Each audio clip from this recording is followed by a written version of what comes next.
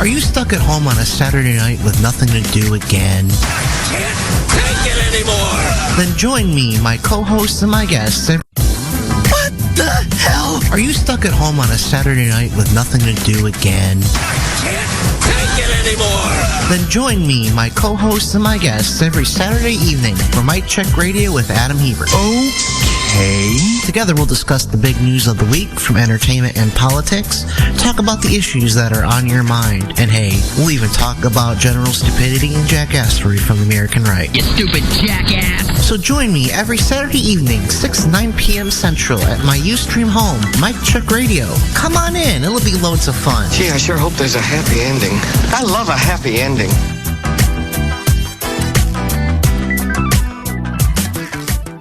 Live on all the interwebs and internets, it's Mic Check Radio with Adam Hebert. Fuck yeah!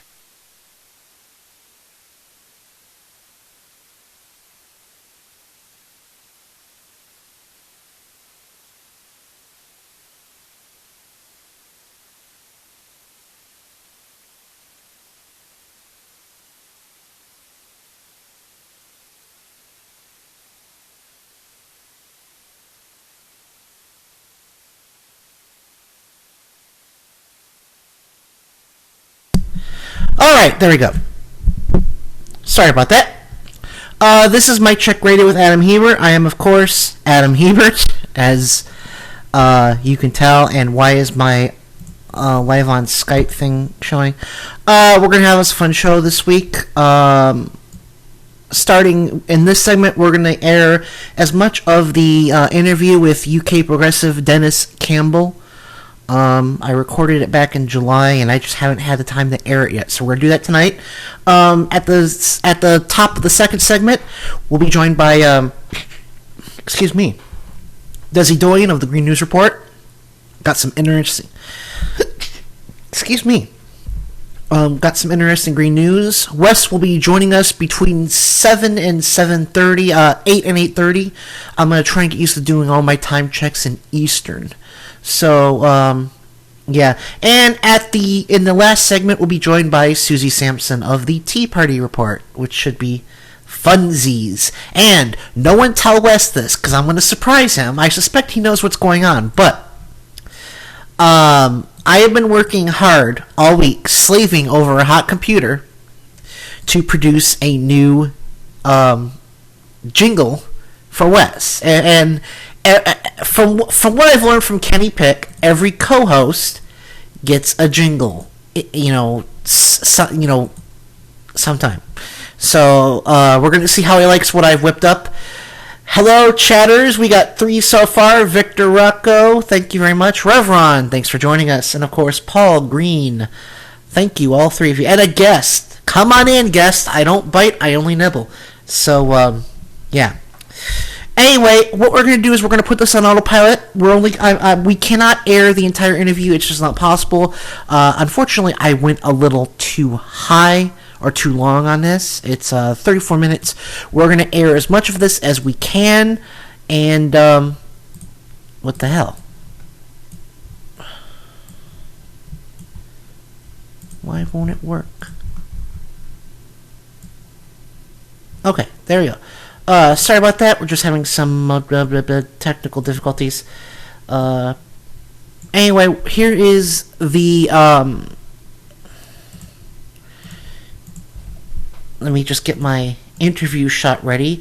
This is an interview with the UK...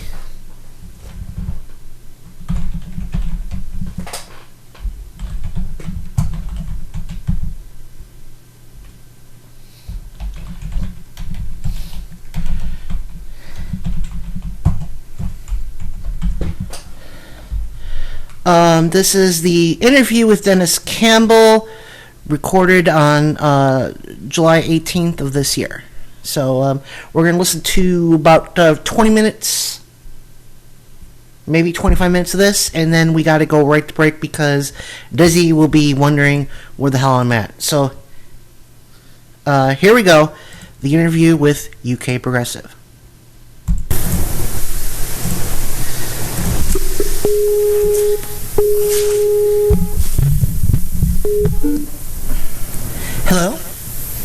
Hey, this is Dennis.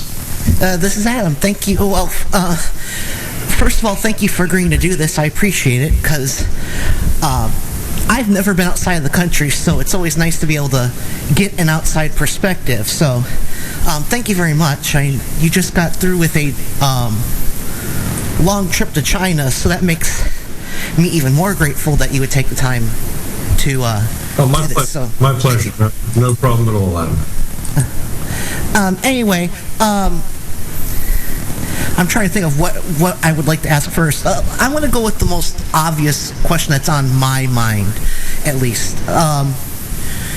As a progressive as a liberal progressive, I personally say liberal, but as someone who is living in a country, is it hard to look at how politics is shaping up here and not conclude we've lost our minds? Well, that is a fairly standard sentiment. I've lived abroad now for 15 years. I grew up in the United States, and 15 years ago I moved to first the Netherlands for 5 years, and now live in the United Kingdom. And all throughout the Bush administration, as well as the tail end of the Clinton administration when I first got here, it was a serious question of, what really was going on inside of the United States.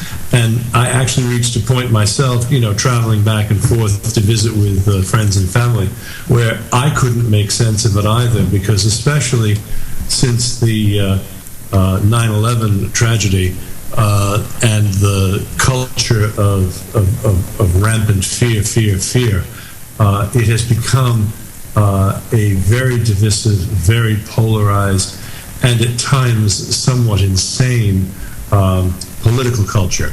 I spent quite a bit of time visiting, as a member of the working media. So I was, for example, just in the White House press corps for the middle part of May, and attended briefings and saw some of the events, and I wanted to create a series of stories on. And just so you know, if you have trouble with the audio, tell me. I am watching the chat since I'm not really doing anything.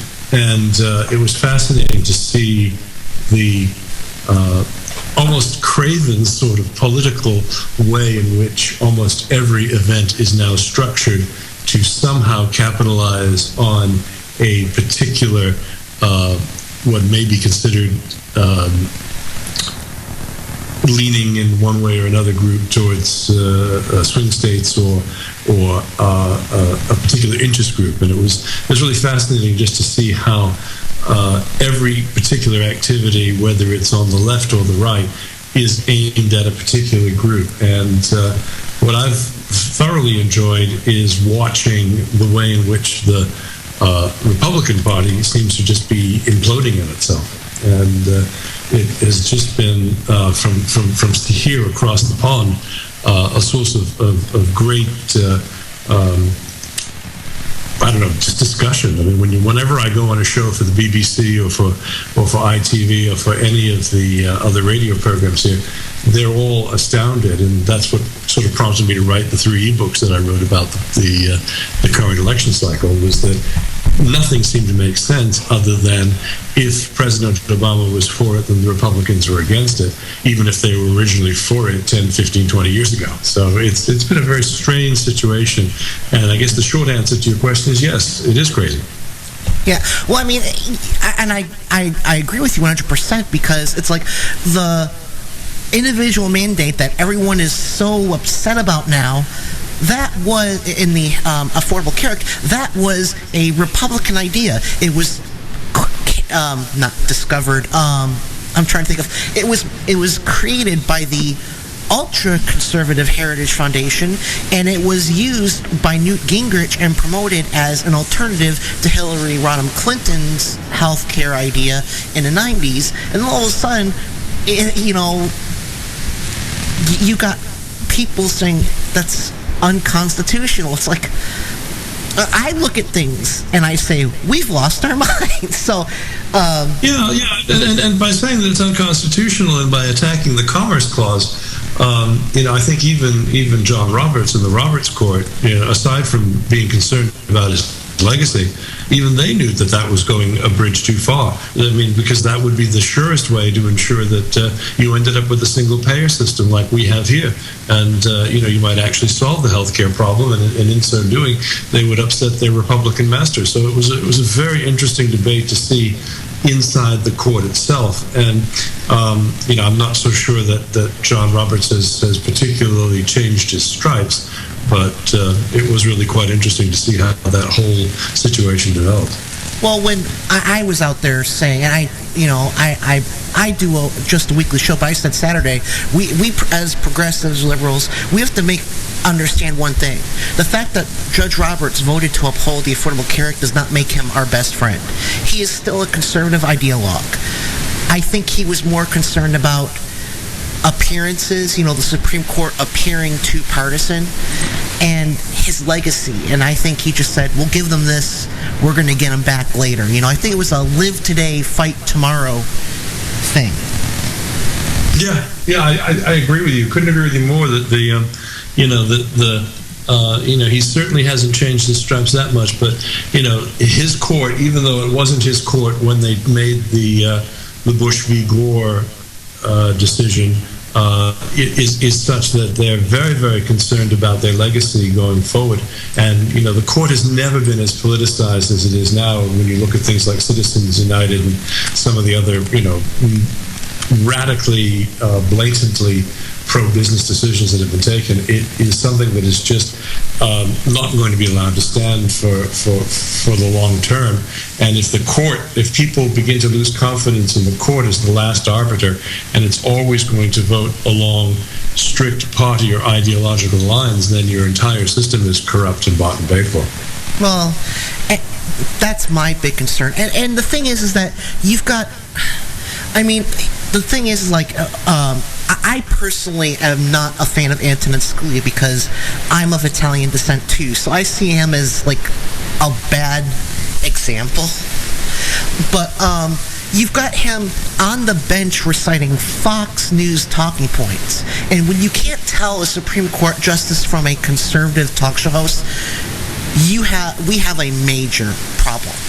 And you do, and part of the issue also is, you do have two fairly radical, I would go so far as to say crackpot justices on that court, in Scalia and in Thomas, that are, just simply not to be trusted to do anything other than vote their own interest or vote the Republican Party line.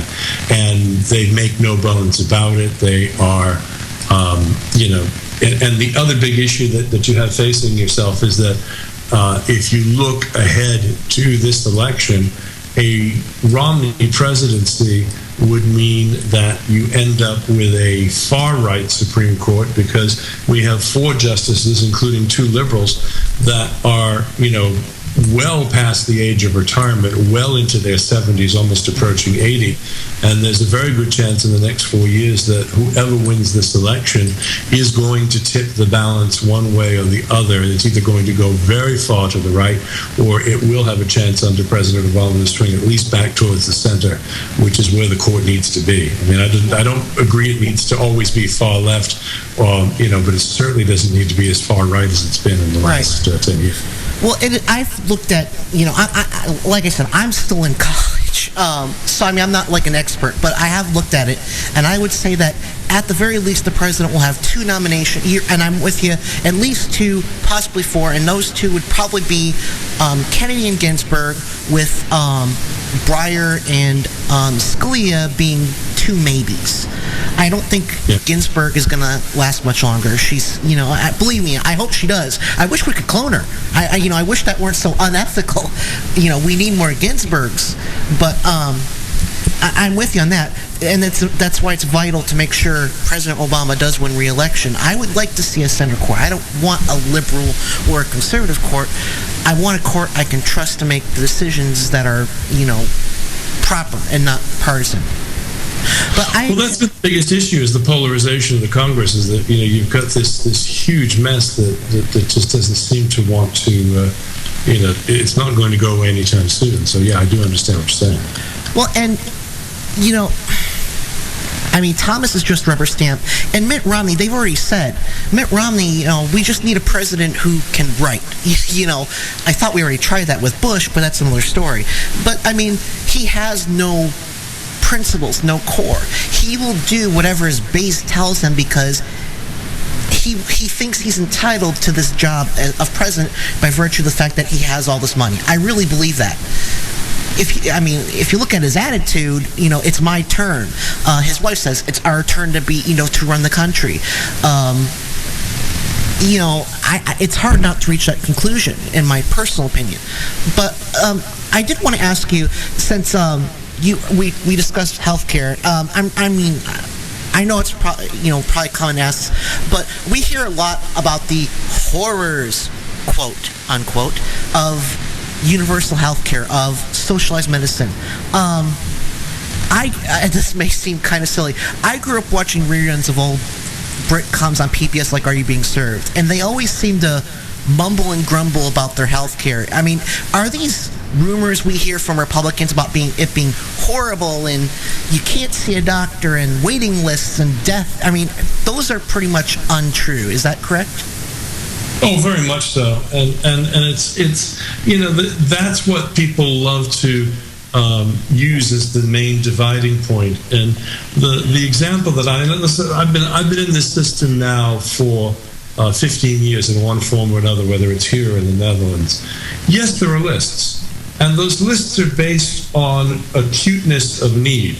Not just because you're an American and you can walk to the front of the line and demand service. Now, if, for example, you have an elective surgery, say you have an issue with a gallbladder or you have a hernia or something of that sort, and the hernia has not, gotten to the point where, it's occluded and pinched off and it's causing you, serious issues. You may go on to a waiting list for 2, 3, 4 weeks, depending on, acuteness of need. If the situation becomes acute where, all of a sudden this hernia, is now cutting off blood supply and things of that sort, the doctors monitor that and suddenly you get put to the front of the line. I'll give you an example. It happened to me, I want to say 5 years ago. My wife and I, on my birthday, my 49th birthday, we're headed towards London to a show, and my retina detached.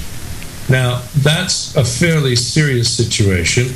We went to our local casualty unit. They looked right at it and said, nope, we got to send you right now down to Cardiff, which is the main hospital. We could send you in an ambulance. My wife said, no, I'll drive. We walked in the door, and 20 minutes later, I was on the operating table because and 3 other procedures scheduled for that afternoon that were not acute were bumped.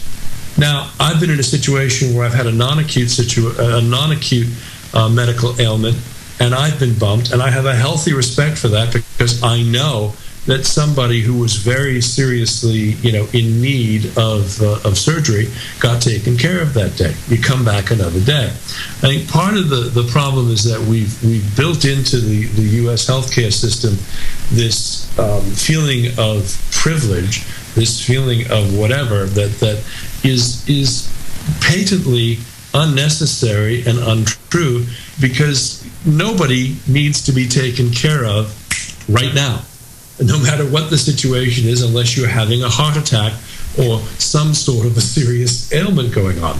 So the minute somebody says, we've assessed, we've done triage, we've looked at that issue, we've looked at whatever it is, and based on our experience, it's not that serious. You want to have your tonsils taken out because, yes, you have tonsillitis and such.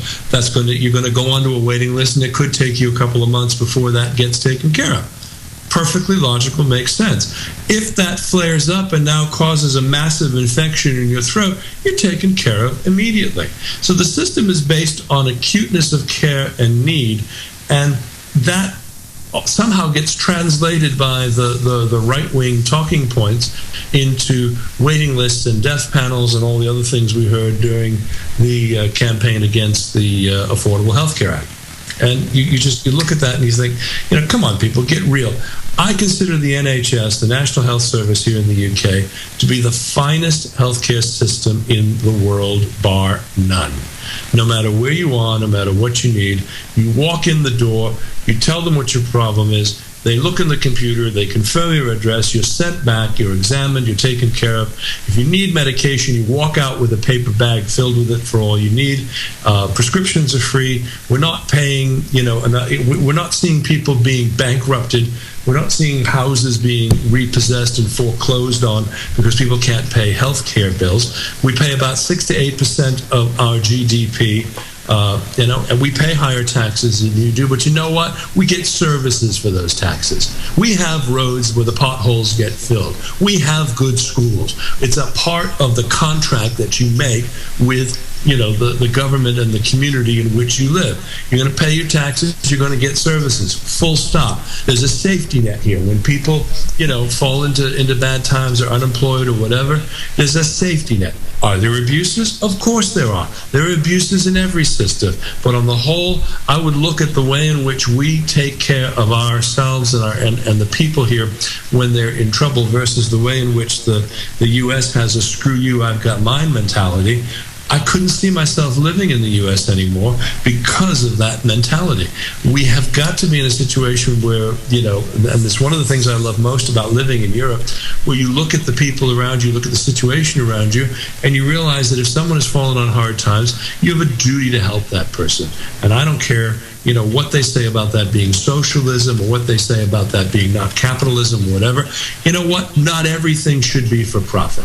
We're seeing now, as a result of what's going on with the Olympics and this security fiasco, that, not everything in life can be privatized. You can't privatize the police. You shouldn't privatize the prison system, and you shouldn't privatize healthcare.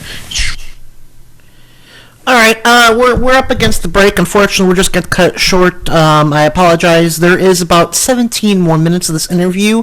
It will be archived on my channel in the near future. I don't know when. We will probably get an MP3 of this up tonight of the entire interview. I apologize, but I just want to go, touch on some things. And he mentions this. Darn it, what did I do wrong? This I have mine, screw you mentality in America. And this... Healthcare should not be a profit industry. Healthcare is a... This is actually very true. The bottom line is, and I think this can be traced back to the Reagan Revolution, when this Ayn Randian idea of "I've got mine, fuck you" came into being. Up until the 1980, no one gave a flying fuck about Ayn Rand and her ideas. She was a crackpot. And then along comes Ronald Reagan, who appointed one of her acolytes, Alan Greenspan, to the Federal Reserve. And there he sat for, 30 years almost, guiding this country's economy. We have got to tear this Ayn Randian attitude out by the roots. Until this concept of, yes, I am my brother's keeper, comes back to American culture where it belongs, this problem isn't going to go away. Because let's say we manage to get universal health care through tomorrow. This idea of taxes should be low so we can redistribute money to the people who deserve it is still the core of the Republican Party's economic platform. Until we get this gone, the problem will continue to be.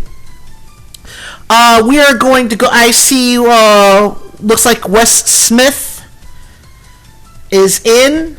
We have 5 6 listeners today. Paul Green, Revron, Snorky, Victor Rocco, and Wes 3-1.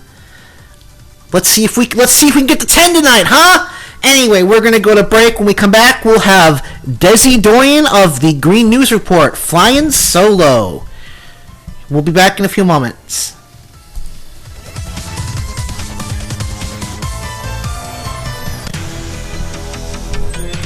This is Mike Check Radio with Adam Hebert.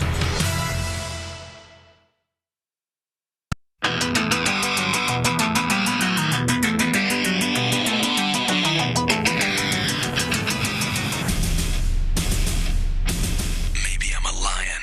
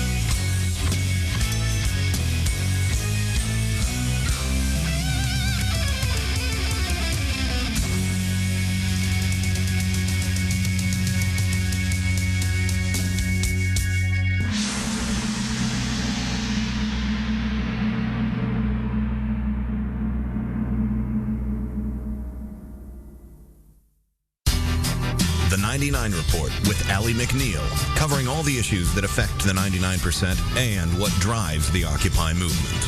Live on Fridays from 2 to 3:30 p.m. Eastern at blogtalkradio.com/99-report.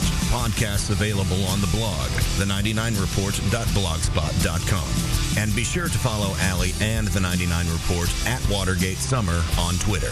The 99 Report with Allie McNeil, a voice for the majority. You never know who or what you'll hear when you listen to The Nicole Sandler Show at RadioOrNot.com. Your view is not being represented in this country because all of our views have been corrupted by money and politics. Remember, 94% of the time, the candidate who raises the most money wins. That's the fact that we need to drive home constantly. It's all about the money. Dylan Radigan, you rock. The Nicole Sandler Show, live Monday through Thursdays at 10 a.m. Eastern, or podcast anytime at RadioOrNot.com. Mic Check Radio. You do always come back. This is Mic Check Radio with Adam Hebert. And we are back. I'm very pleased with how the with how the chat room's shaping up tonight. So thank you everyone for coming. I don't want to take too long. I really want to get Desi on because, well, first of all, she's waiting, and second of all, the last time I tried to have her and Brad on, we were running late due to technical difficulties, and I kind of want to show we've got this down. We you know. So, all right, let's get Desi Doyen on Green News Report.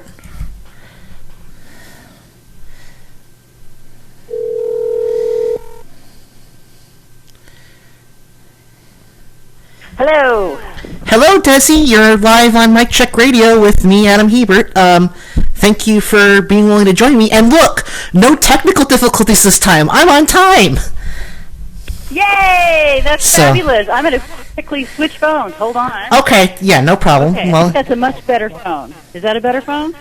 Yeah. For a second, I had an echo, but I think that was just when you were switching. But no, seriously. Yeah, you're fine. You sound fine. But no, seriously, thank you very much. It's just when I saw this story, I was like, okay, I have to have Desi on because, first of all, this is a really big story, and second of all, I consider this to be one of those Schadenfreude stories where you're like, ha ha, you got face. But the story I'm talking about is you touched on this on the I believe it was the Tuesday Green News Report, or was it Thursdays? I know I heard it. But the story about I think on both. If you're referring to Dr. Richard Mueller, the former climate skeptic. Yes. Yes, ma'am. He wrote a fabulous op-ed in the New York Times last Saturday, 1 week ago today. He said, I have studied all of the information. I have looked at all the data. He was famously, he's a physicist who's a famous skeptic, very prominent, who had said that he did not believe the science that had already been established by the global scientific community, and that he felt that there were huge holes in it. So finally he chose to go ahead himself and examine the data, and he did this with partial funding from the billionaire Koch brothers. One of their foundations decided to give him the funding in order to really look into all of this temperature data, especially the hockey stick graph that was created by Dr. Michael Mann, who has since been, vilified by the climate change denial industry, even though every single scientific research study paper that has come out since then has validated the basic premise of the hockey stick graph, which is that temperatures are rising, they're rising quickly, and they're the highest that they've been probably in about 1,000 years. Mm-hmm. So at any rate, so Dr. Mueller did this study. He looked at all the data himself. He came out and said, okay, I'm convinced. I am not a skeptic anymore. I have looked at the data. The globe is warming. It is going to be dangerous, and humans are almost entirely responsible. So this is a really big deal, because he before would say, oh, it's not warming, or if it is warming, then it's not humans, or if it's humans, it's not that much. But now he says it's almost entirely due to human activity. This is a big deal, but it's not quite as big a deal as it might think, because one of the things that he doesn't say is the other scientists were right. He doesn't come out and say, all those people for the last 20, 30 years who've been saying that this is happening, they're right, I was wrong, now the party can start. He's acting as if, because he's decided it, now it is true. Sounds kind of like typical right-wing thought to me. I think, therefore, it's true.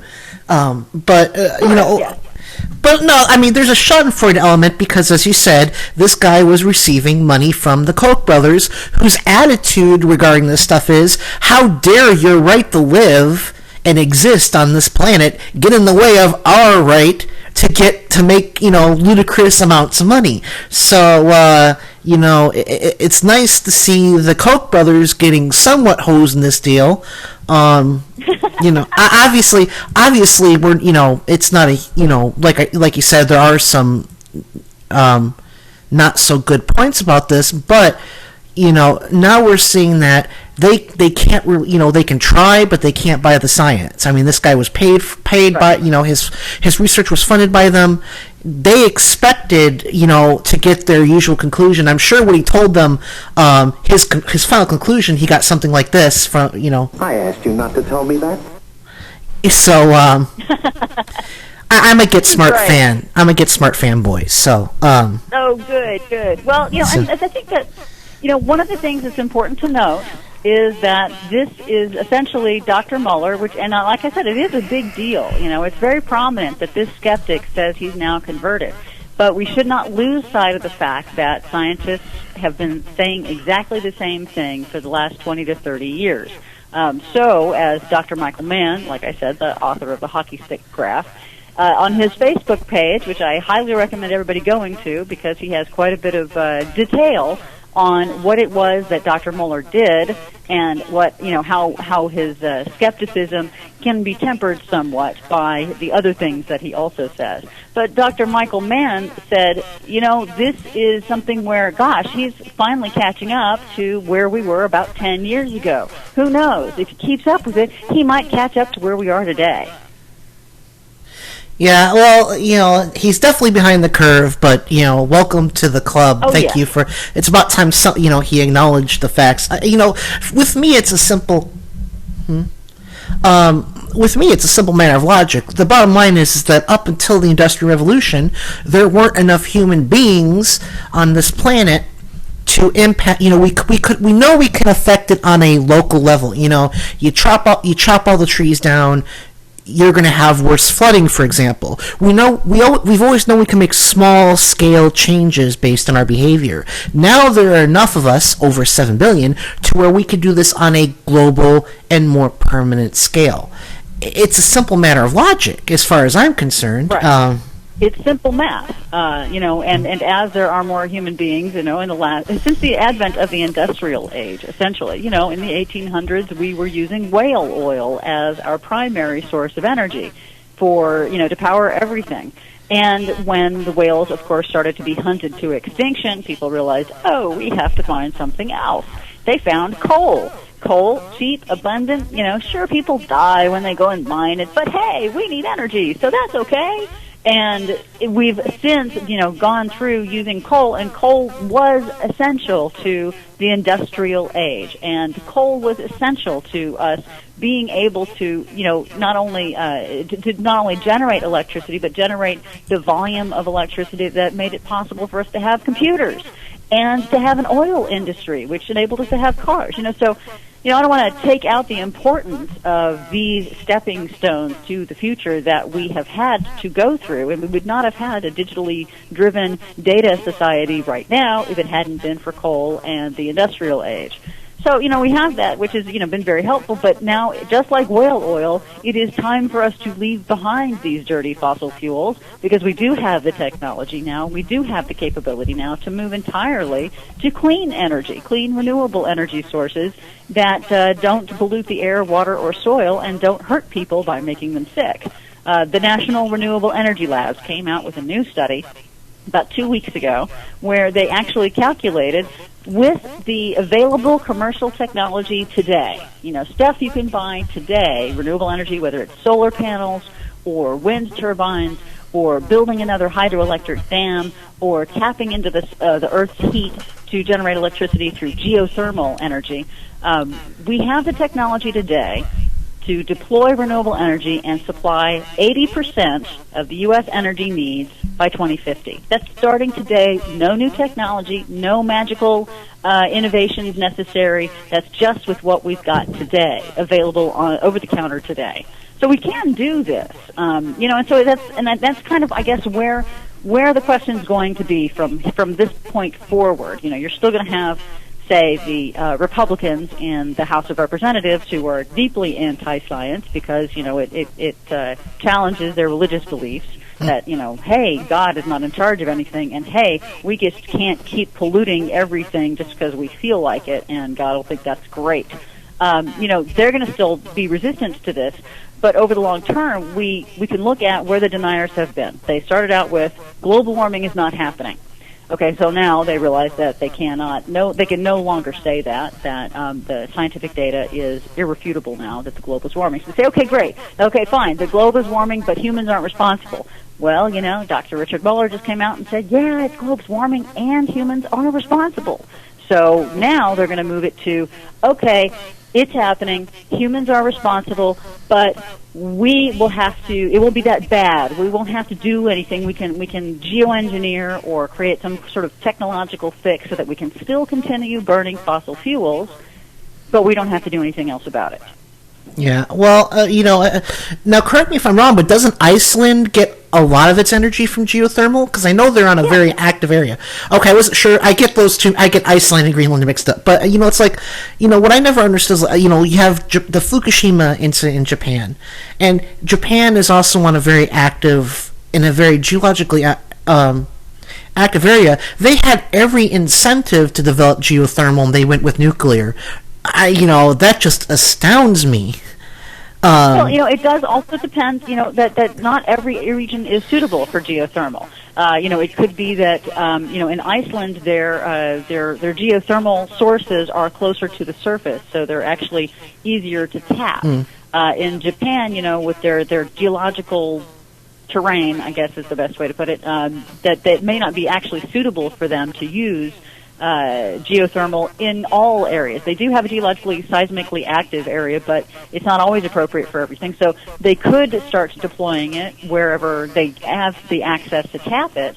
But they also have wind farms. They also can use solar. I mean, the sun shines everywhere. It just drives me crazy when I see on, Fox News or CNBC or any one of these, sort of right-winger or sort of pseudo-semi-right-winger channels, because CNBC, they actually, one of the anchors actually said, well, what are they going to do in Japan? They don't have any other sources of energy. And I shouted at the TV, what, the sun doesn't shine there? Anywhere the sun shines is a source of energy. Yeah, well, I'm one of those people, I shout at TV sometimes too.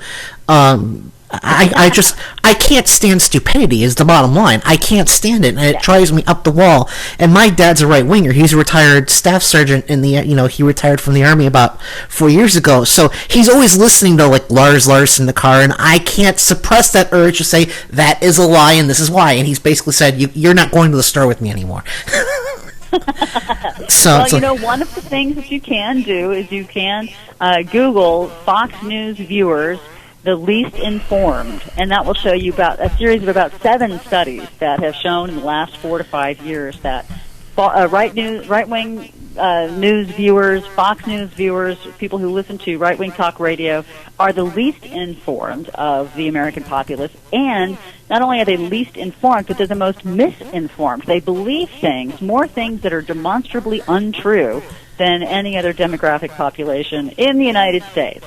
Not only that, but I also want to add one thing, that your dad might be interested in the U.S. military's push now to shift to more renewable energy. Mm-hmm. It's been portrayed by the right-wing media that, they shouldn't be paying all this money for this. But the reason why the Department of Defense is pushing so hard, they're doing a very deep, very long, very sustained effort to develop renewable energy, because they realize that is the major security vulnerability of the Department of Defense, which is the largest purchaser of fossil fuels in the world. And they, of course, are stuck out there in Afghanistan, where the fuel convoys, that's the one of the ways in which we have the highest number of deaths for soldiers in Afghanistan, for troops in Afghanistan, is they are killed in these fuel convoys as they're trucking gasoline from the ocean port all the way to the forward operating bases in Afghanistan, and that is one of the ways that we lose the most people. So when you have the Department of Defense saying, we need to reduce this vulnerability, they're deploying portable solar panels to forward operating bases in Afghanistan. They're deploying biodiesel. They're also, the Navy is making a huge push to use biofuels, a 50-50 blend, drop-in biofuels. They don't have to make any modifications to the machines. They don't have to make any modifications to the engines or the supply lines or the pipelines or the tankers or anything. It's drop-in biofuel, works perfectly. And even though it costs more right now, the Navy realizes that the power of the purse is what will bring down that cost. The Navy is able to write contracts and buy at scale. And when they can do that, they're actually able to reduce the cost of these biofuels. You know, it's like when computers first came out. We spent a lot of money. If you bought a first-generation computer, it cost a lot of money. But as they scale up commercially, the price comes down. The Navy is deploying that right now, as is the Army. Yeah. Well, you know, and I recall hearing about that on the Green News Report, and yeah, it's not, you know, it is that matter of national security, and that's another thing. You know, I mean, I'm not a rage and righty war hawk guy, but literally, if we don't start now, it's only a matter of time before we're literally caught with our pants down, to use that metaphor, because you know, you've got China trying to turn the entire Gobi Desert into one gigantic solar panel. Last I heard, maybe the project's been scrapped, but nope. You know, that tells us something. They're not stupid. Oh, definitely. And yeah, exactly. China is not stupid. China and India are deploying solar panels and wind turbines. They're investing billions and billions of dollars a year in bringing India and bringing their communities into the renewable energy age. In fact, they and Germany, China and Germany, have invested so much. You know, it's something like $4 billion, I think, is what the U.S. invests, and it's China invests $30 billion a year. We do $4 billion. They do $30 billion. We do $4 billion a year. Germany does $25 billion. Germany has deployed through a very steady, concerted effort. Germany has deployed over the last 10 years so much wind and so much solar energy that they are now generating 20% of their national energy needs via renewable sources only. And they have not had any trouble with blackouts or with energy shortages or any other problems like have been in other countries, because what they've found is that their solar panels kick in right when they're needed most, which is the summer afternoon when energy usage is at its peak. And they found that these solar panels that they've been deploying everywhere and continue to deploy at a very steady investment pace, that they are actually taking off the edge on the afternoons. They serve to 15 to 20% of the afternoon peak usage, and they're finding that people's electricity bills are actually much less than they were just 5 years ago, because they're not having to pay peak energy rates because the solar panels kick in. So it actually saves them money. And Germany is now leading the clean energy race around the world. You know, they're deploying more, they're buying more, and they're also manufacturing more. Same thing in China. You know, it's just sort of mind-bogglingly stupid that the United States, we're kind of being held back by the Republicans because they won't let us. They won't give the kind of support and the kind of boost that oil and fossil fuels have received over the last 100 years. They refuse to do that for solar and wind and other renewable energy sources. So we're kind of being held back from taking the lead in the clean energy race by the Republicans, and it's really dumb. It's going to be a long-term economic mistake if we lose this race. We'll have to buy our solar panels from China, kind of like we're buying our oil from the Middle East. Yeah, I've always said that doesn't strike me as a good idea, just because, I mean, we already know that the money we're giving Saudi Arabia for their oil is being quote-unquote invested in terrorist groups. We know that. Right. Follow the money. And again, what drives me nuts is this, we talked about this earlier, because I played a recorded interview with the UK Progressive, and I pointed out after I finished airing it that it's this Ayn Randian "I've got mine, screw you" attitude that's the problem. Until we get rid of this idea that no, you don't have a right to make billions upon billions of dollars at the expense of other people's livelihoods and their well-being, until we get rid of this idea, there is no long-term fix, because as long as people think I have a right to make money, it doesn't matter what happens to everyone else. We may be able to get laws passed, but those laws can always be overturned or, navigated around, Right. And don't forget, there's I refer to the climate change denial industry because that's what they are. It is a group that is a series of, astroturf groups, non-profit groups, think tanks that are all funded by the fossil fuel industry. And basically anyone whose business model right now is threatened by renewable energy and the efforts to move to a clean energy economy. Because when you think about it, every single fossil fuel company essentially is allowed to pollute for free. There is no cost to dumping their waste into the atmosphere. There's no cost to dumping their waste into the water or onto the soil. If they get caught, because we have an environmental protection agency that is allowed to and has the authority to look at what they're doing and can find places where they're violating the law and is allowed to give them fines and stuff.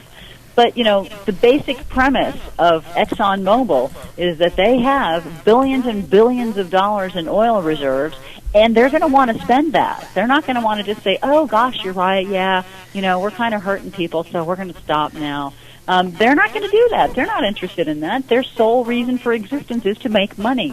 And they will continue to do that by burning fossil fuels, selling it, making sure that no other energy source takes primacy over oil, and ensuring that no laws get passed that require them to actually pay for the external costs of the product they produce, whether it's from the environmental damage from extracting it to paying decent royalties to the American people for extracting and hurting their public lands, or whether it's the burning of it, which pollutes the atmosphere. We all know this. It pollutes it not just by, the air pollution that makes people directly sick like car exhaust, but the long-term issue of climate change, which we're already seeing the effects of climate change now. Scientists have been saying for about 20 years now that, the projections that global warming will cause an increase in more intense and extreme weather events. These things will happen more frequently, and that's exactly what we've been seeing, only quicker than the scientists predicted. So we have this short-term issue of pollution in our air and water and our soil that's making people sick and costs billions and billions of dollars in external health costs that the taxpayer has to pick up. The fossil fuel companies do not. When there's a spill, we, the taxpayer, generally have to pay for it. I mean, we spent a lot of money cleaning up the BP oil spill, for one thing. And then in the future, we're already seeing the outcome of this of climate change that's already affecting our crops in the Midwest. That's going to cost us all more money in food costs in the coming year as well. We're seeing direct and indirect effects happening right now. And fossil fuel companies, they're all kind of really rich and millionaires. They're going to actually be okay. They don't care if the rest of us have no place to live and no food or any other of the issues that we're already seeing, because they're wealthy enough that they'll just go retreat to their little gated community and tell everybody to go screw themselves. Yeah. Well, Desi, we're almost at the top of the hour, and I know you seem kind of busy today, so I'm going to get ready to let you go. But I'm so sorry, but I do have. No. It's fine. I really do appreciate. I was afraid you wouldn't come back because of what happened last time. So thank you for proving me wrong. I just wish we had more time to discuss this because it is absolutely fascinating. Thank you very much, and please give Brad my regards and thanks for letting me run the Grease News Report. I really, I enjoy it. Anyway, have a nice weekend. Give Brad my regards, and you'll probably hear from me sometime in the near future, I'm pretty sure. Okay, cool. And I should throw out that you can follow us on Twitter at Green News Report, and our website, you can catch all of our episodes if you missed any at greennews.bradblog.com. I apologize. I'm still learning how to do the plug thing. I usually do those at the end of the show. That's easy. That's easy, but don't worry about it. Anyway, thank you very much, Desi. Have a nice weekend. We'll talk to you again soon. Too. Bye. Desi Doyen, everyone, from the Green News Report. You know, love her to death. Wish we had more time. What can I say? The fact of the matter is we're in serious trouble. We hit peak oil back in the 70s. And the fact of the matter is we are helping our enemies. Every time we spend $1 on Saudi oil, that is $1 that is going right into Al-Qaeda. There is no difference between the government of Saudi Arabia and Al-Qaeda. It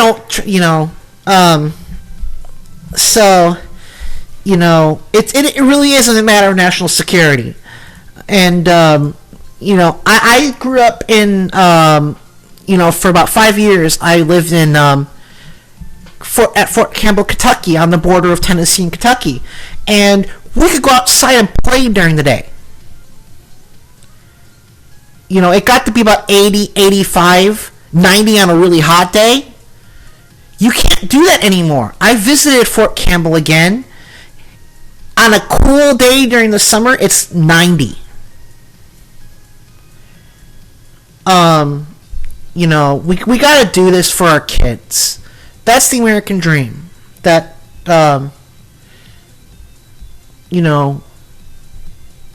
we leave things.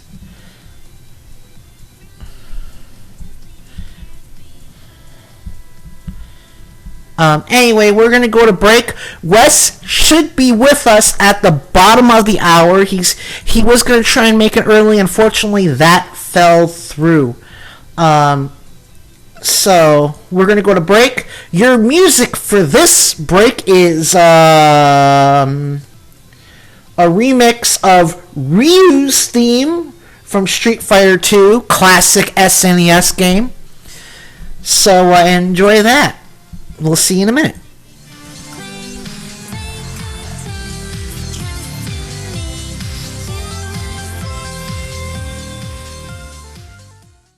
Superpowers, got any? Well, I can eat my own weight in ding-dongs. I can turn red traffic lights green just by staring at them. And I can do an oil painting with my butt. That's enough to get you on this show. This is Mike Check Radio with Adam Hebert.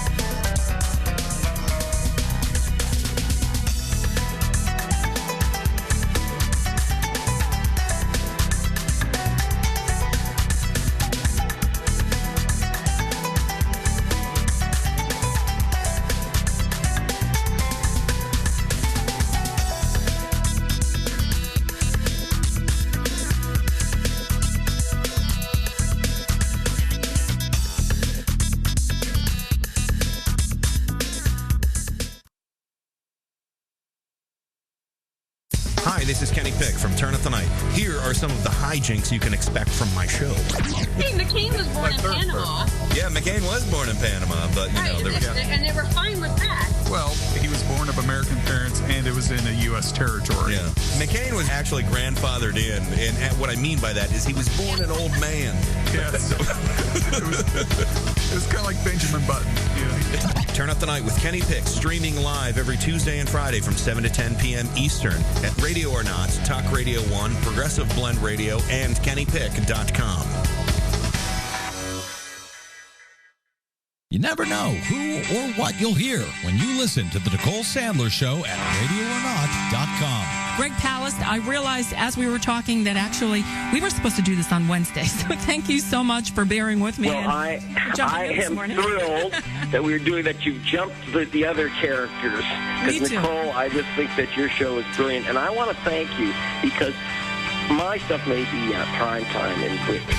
But here, I keep slamming into the electronic Berlin Wall, and you have snuck me across and into the information stream.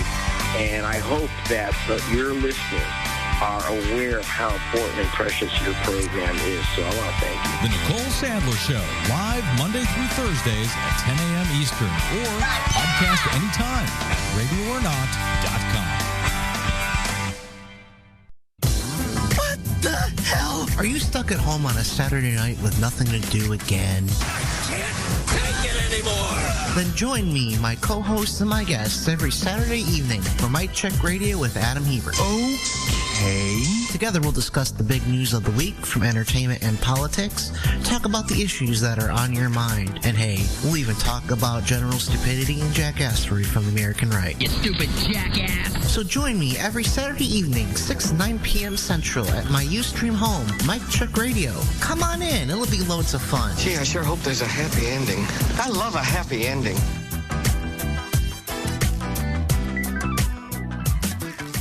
And now, live on your computer machine, it's Adam Hebert with Mic Check Radio. Adam Hebert. That's right. The head of... Mic Check Radio. Why is Adam Hebert Radio. I don't know. He's on everybody else's. Why shouldn't he be on mine? You're listening to Adam Hebert and Mic Check Radio. And we are back. I apologize for turning on my camera a little early. I forgot about my liner. That was a very interesting discussion, and I actually have a clip that I wanted to play for Desi, and it slipped my mind because I'm the sort of guy I don't like interrupting my guests. I would rather just wind them up and set them loose. But I'm going to play it for you guys. Let me see here.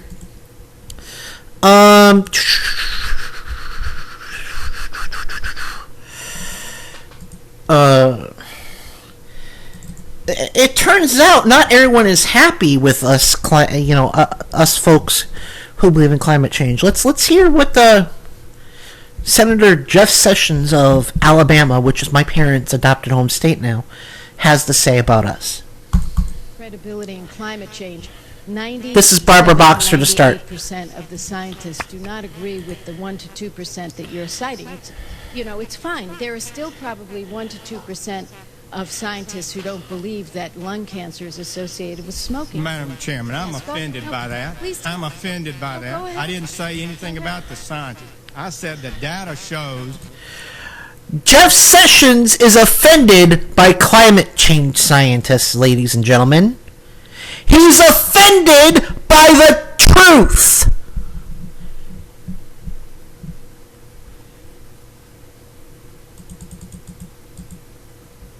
He's offended by the truth. Well, you know what, Senator Sessions? Fuck you. Fuck you. Because,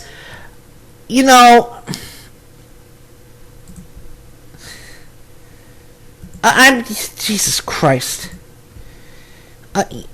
So tell me, what's it like living in a constant haze of stupidity?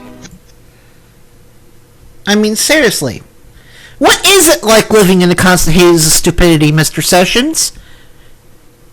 You do understand the only reason why you keep getting elected is because the majority of Alabama couldn't find their ass with both hands and a flashlight and a map.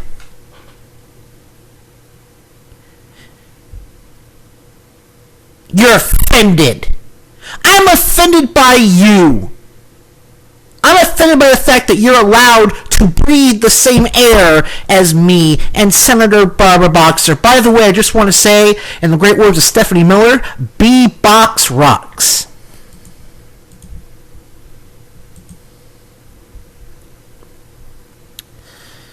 So, yeah. You're offended by the truth. Go fuck yourself, Sessions. Go fuck yourself. Alright, we're going to talk some. I was hoping Wes would be here by now for this, but things don't always work the way we want it to. So, we're going to talk about Mitt Romney and his taxes and his tax plan. Boy, did it hit the fan! But we're gonna wait for read it for a minute. In fact, they may postpone that until Wes gets in. But anyway, here is the first clip about Romney and his taxes. From Jerusalem, where Republican presidential candidate Mitt Romney is auditioning for a position on the world stage. This evening, we note that Election Day is now just 100 days from today. This evening, Romney and his wife, Ann, are having dinner with an old friend. I don't know why I have that, but let's just get to this clip. As Romney makes this trip overseas to burnish his foreign credentials, he knows the politics continue back home. While in London, Romney reiterated he will release 2 years and 2 years only of his taxes, just as John McCain did. We know that there was 1 year when you paid about a 13.9% tax rate. Can we clear this up by asking you a simple yes or no question? Was there ever any year when you paid lower than the 13.9%? Well, I haven't calculated that. I'm happy to go back and look, but my view is I have paid all the taxes required by law. I don't pay more than are legally due. And frankly, if I had paid more than are legally due, I don't think I'd be qualified to become president. I think people would want me to follow the law and pay only what the tax code required. You disgust me. Seriously, what the fuck? Paying more taxes isn't illegal, Mittens!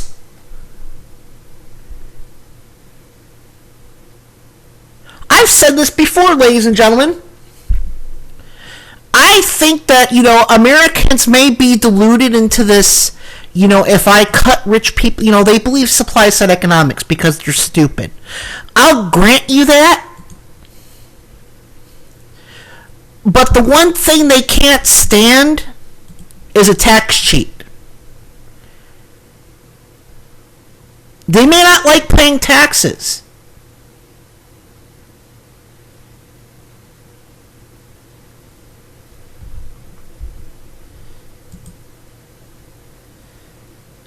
But they will not tolerate a tax cheat. And I don't know what he's hiding. I come from the old school. I say,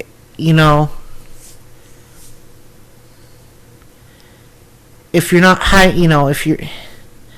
if you don't have anything to hide, why are you hiding everything? That's my question to Mitt Romney.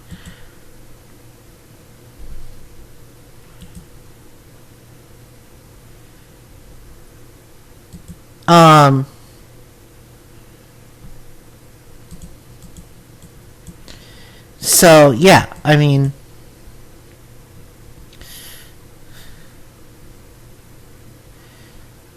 I don't get it.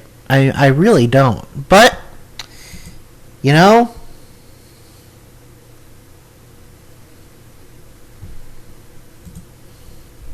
I don't know. This week, Senate Majority Leader Harry Reid leveled an accusation against Mitt Romney, and he came out and he said he has inside information from Bain Capital, Mitt Romney's former company, that he has not paid, that there was a point where he didn't pay taxes for at least a decade. Now, some people, Jon Stewart, are saying, you can't do that. Well, let's listen to the clip first. His father, George Romney, set the precedent that people running for president would file their tax returns, let everybody look at them. But Mitt Romney can't do that because he's basically paid no taxes in the prior 12 years. So let's get this straight. What Senate Majority Leader Reid is saying is that there was a point, we don't know when, because, I'd be worried about someone who had too detailed information too, because the more details you have, the more you could put two and two. Eventually, you get to the point where you put two and two together, you figure out where it's coming from. And I have no problem believing that if Mitt Romney found out who this guy was, he'd be conveniently disappeared. Because we all know Republicans are a bunch of violent thugs. Mitt Romney may seem funny, well, not funny, but charming, and he's handsome. The man's as rotten as every other Republican in this country. Republicans as a whole are rotten to the core. They have no morals, no values beyond the worship of the dollar. They would slit my throat, they would slit your throat, they would slit their mama's throat if they thought they would get a nickel. It reminds me of an old line from Final Fantasy VI. The original translation was Final Fantasy III on the Super Nintendo. When you first meet the character Shadow, he's in a tavern, and Edgar says, "That Shadow! He'd slit his mama's throat for a nickel." And the same holds true of Republicans. Republicans, if you're listening, you probably aren't, I don't care. Please do not write in or tweet. That's not true. It's true. Deal with it. And if you don't like what I have to say, please go fuck yourself. Mitt Romney, if you have nothing to hide, excuse me, teenage boy voice there for a second. If you have nothing to hide, why are you hiding everything? He says we should trust him. Has he given us an incentive to trust him? Of course he hasn't.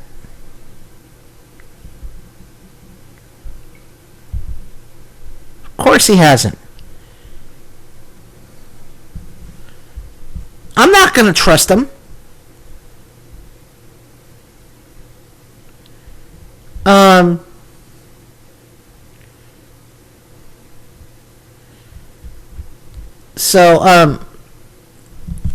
I personally think this is a brilliant move on Reid's part, and let's keep in mind this. Harry Reid is not known for his ferocity. He's more of a backroom dealer kind of dude. And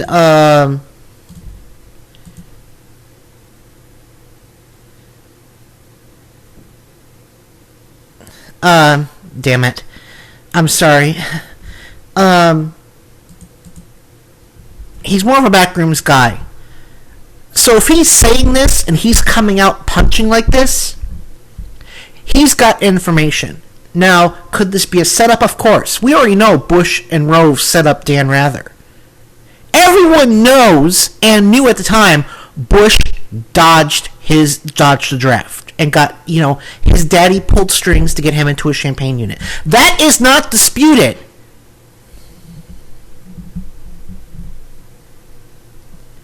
But because the documents were forged and planted, Dan Rather lost his job, even though everyone knew it was the truth.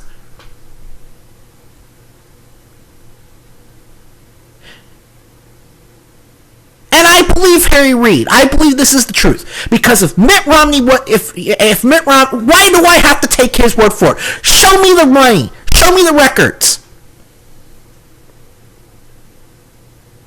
You want me to believe you? Release the tax returns. 12 years. Prove Reid wrong or shut the fuck up.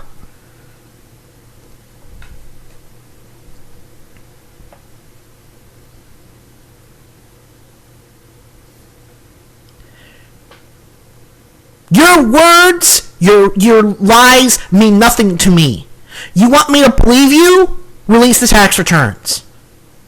The original tax returns, not, no summaries, no abstracts. I want the thousands and thousands of pages of tax returns you claim you don't want. What are you hiding?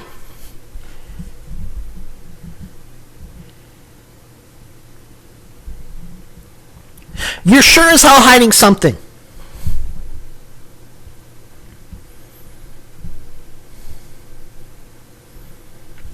We already know what he's hiding about his own tax plan.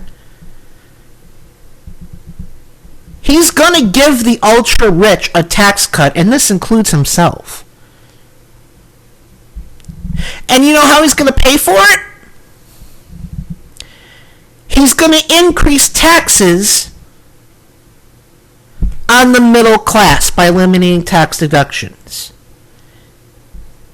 If you make more than $200,000 a year, your taxes will go down.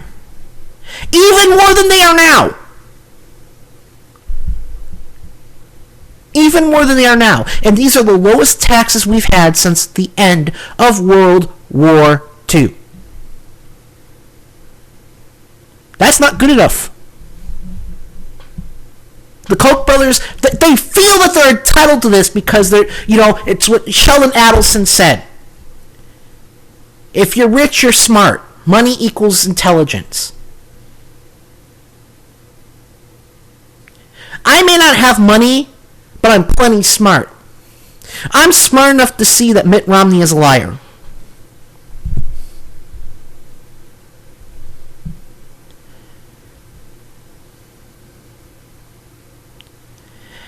The article goes on to say, even after eliminating all tax expenditures for households earning more than $200,000, this group still faces a net tax break.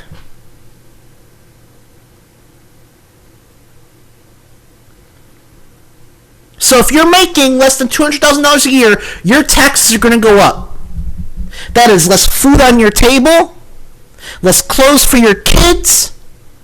You might as well kiss that college education goodbye and tell your kids, sorry, you're going to be a drone. We've got to pay for the Koch brothers to have more money.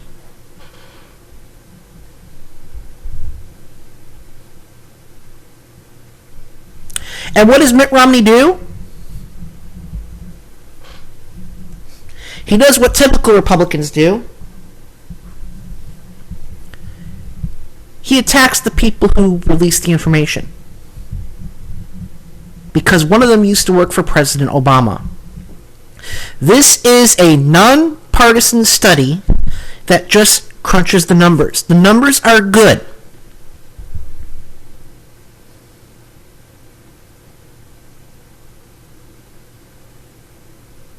But he doesn't like the truth, so he goes after the people who did the study. Here's the bottom line about the end result of this cut, of this plan.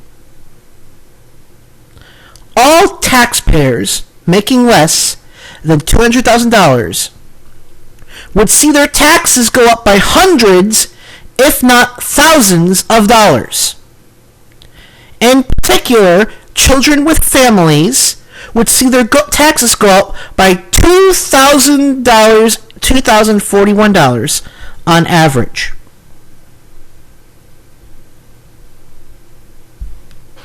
They are going to take from you to give to the rich. Because unless I'm mistaken, I don't think anyone here makes $200,000. I sure as hell don't. Soros hasn't sent me my fucking check yet. You better hurry up, Soros.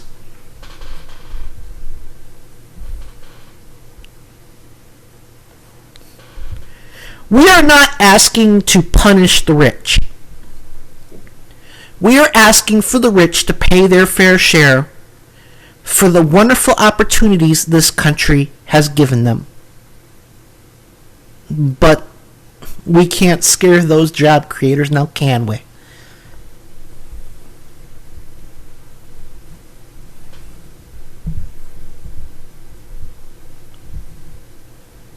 And I'll tell you what, Romney's already said if he wins, if you are college age, like, you know, I'm not college age technically, even though I'm in college. I'm a non-traditional student. I am 31 years old. I didn't start college until I was 27. Let me rephrase that. I didn't go to school full time until I was 27. If Mitt Romney wins, he's going to eliminate Pell. He's already said that. Don't look to the government for help. He's going to take that Pell and give it to the rich.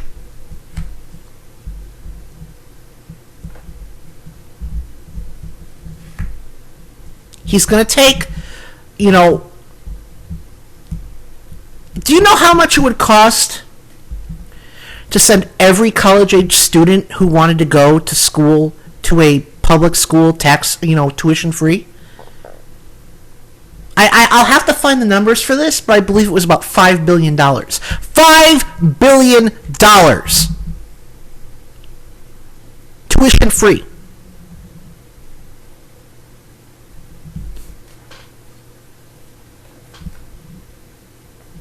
But they don't want that.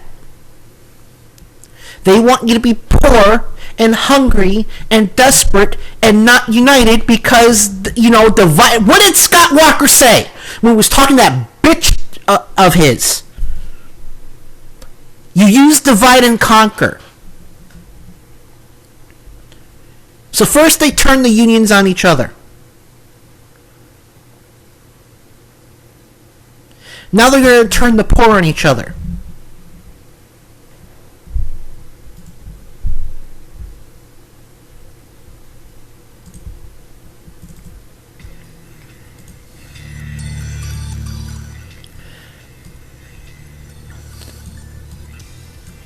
That's their goal. They know if they can divide us as Americans, they win.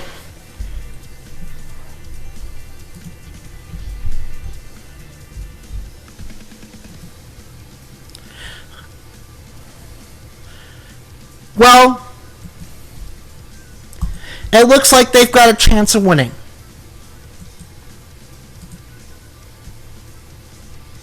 I hate to admit it, but it's not looking good. With everything Romney has done and said in his past and present, Obama should be ahead by double digits in every state.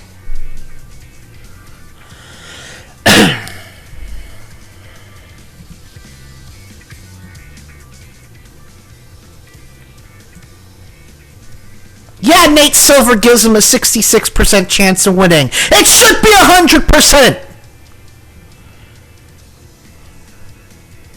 It shouldn't be even up to question.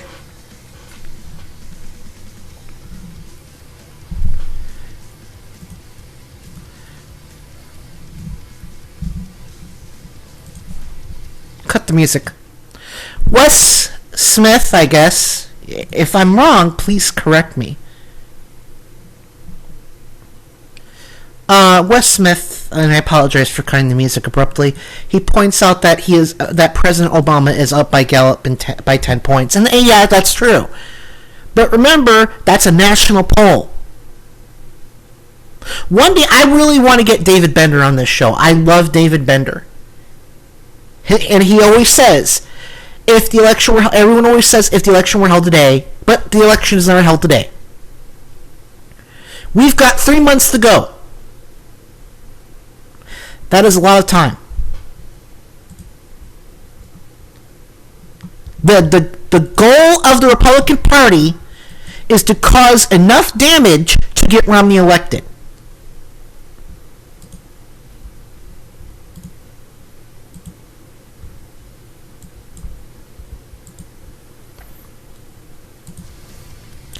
Anyway, we are going to go to break. It is the Green News Report. Hopefully when we get back, co-host Wes Karskanen will be in,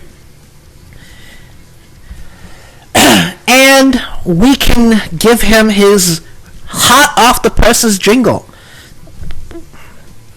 This is Mike Check Radio with Adam Hebert. We'll be back.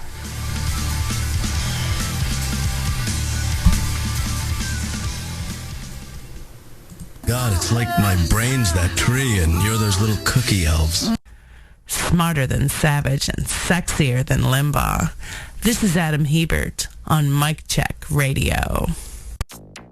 It's Thursday, August 2nd, 2012. There are consequences of using the atmosphere as a dump for greenhouse gases. Scientists warn Congress of climate change impacts. Madam Chairman, I'm offended by that. I'm offended by that. While Republicans still insist it ain't happening. We will have to see that progress before considering support for any new heavy oil pipeline in BC. Conflict in Canada over another tar sands oil pipeline.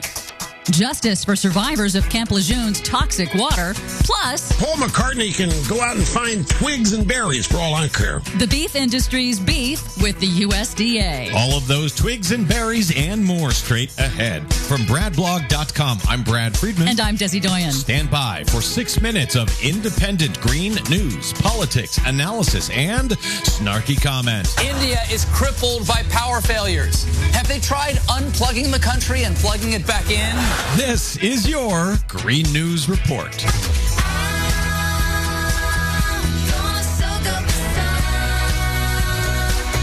Okay, Des, a few oil industry fun facts before we get started, courtesy of Think Progress. Every hour so far in 2012, the 5 largest oil corporations have recorded a $14,400,000 profit. That is in every hour so far in 2012. Wow, that's a lot of money. It's a lot of money, and our U.S. government continues to give them many, many more millions each and every hour. Well, money is also the matter up in Canada, where there's a battle brewing over tar sands. It's not the proposed Keystone XL pipeline in the U.S., but another proposed tar sands pipeline that's dividing Canada. British Columbia's Premier, Christy Clark, is withholding permission for the controversial Northern Gateway pipeline, which would carry heavy tar sands oil from neighboring Alberta across hundreds of miles of British Columbia wilderness to British Columbia ports for shipment to China. BC's Environment Minister Terry Lake, though, says much more needs to be done to reduce the environmental impact of any pipeline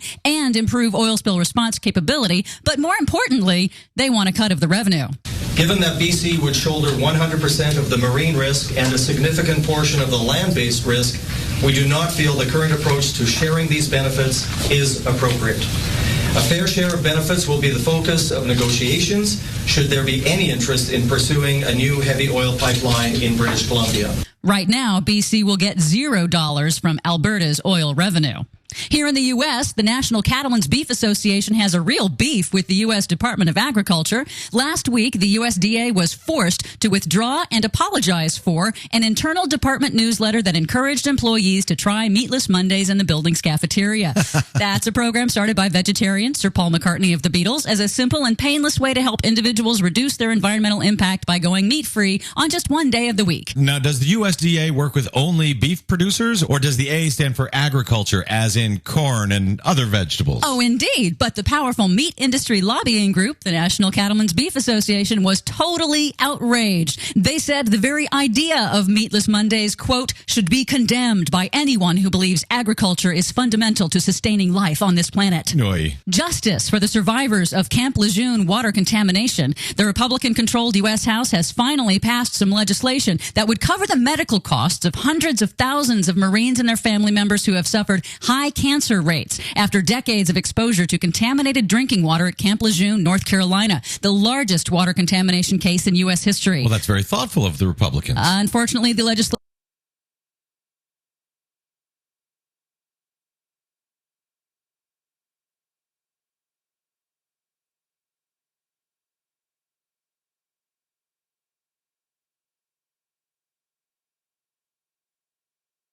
comes too late for many. The contamination took place between 1950 and 1985, and thousands of victims have since died. More hyperbole on Capitol Hill. You're asking us to have unprecedentedly high electricity prices in order to avoid a danger that's not as real as it appears. Suddenly, it was Climate Week in the U.S. Senate. In the midst of a record national drought and on the heels of a bombshell new study this week from a prominent Koch-funded climate skeptic, finding that, quote, global warming is real and humans are almost entirely the cause, On Wednesday, in the first Senate hearing in years on the economic impacts of climate change and extreme weather, Republican anti-science deniers again insisted global warming is not happening at all. In the last 10 years, we've seen virtually no change in the temperature. However, the Democrats and actual climate scientists in the hearing disagreed. We really reached the point where the question of whether the Earth is warming is really no longer in doubt. There are consequences of using the atmosphere as a dump for greenhouse gases. I find it quite incredible that we're raising the question about whether global warming is a real problem. Global warming is certainly not a hoax. There's no hoax. There's no conspiracy. It was a contentious hearing. Glad to hear that there actually was one in the Senate, which is controlled by Democrats. So where have they been all this time, Des? Fighting with the Republicans, as usual. I couldn't help but notice that Chairman Barbara Boxer's end to the meeting may have said it all. Okay. Wow. For more on that hearing, the other stories we covered today, and the ones we couldn't get to, please check out our website at greennews.bradblog.com. While you're there, please consider a donation to help support the Green News Report. We rely on you, not the Koch brothers, to stay on the air and keep telling you the truth over your public airwaves. From bradblog.com, I'm Brad Friedman. And I'm Desi Doyen. And this has been your Green News Report. Okay. Wow.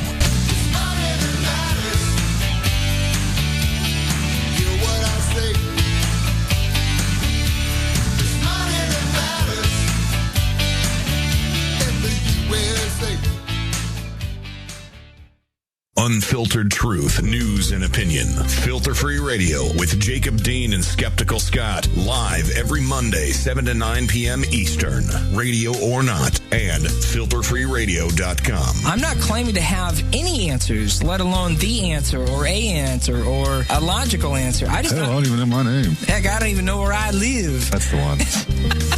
But the point is just starting the conversation is where it starts. You just simply start talking about it, and then you start thinking about it, and then we're thinking about something that could bring about a real solution or a real change to really benefit a whole bunch of people, rather than a reality TV show that is as relevant as gossip on the Jersey Shore. It's garbage. Force critical thought on people. I want to look at things how they really are and talk about things how they really are, and maybe we can really solve some really serious problems with real solutions. Filter-free radio, Monday, 7 to 9 p.m. Eastern. Radio or not. And filterfreeradio.com. You never know who or what you'll hear when you listen to the Nicole Sandler Show at radioornot.com. Alan Grayson, you're the best. We love you. We need you back in Congress, and I'm here to do whatever I can to make that happen in my own little way. Thanks. I enjoyed the time with you personally. I wish that the listeners could get to know you the way that I know you and understand that you're the same person off the air as you are on the air. It's not some kind of shtick.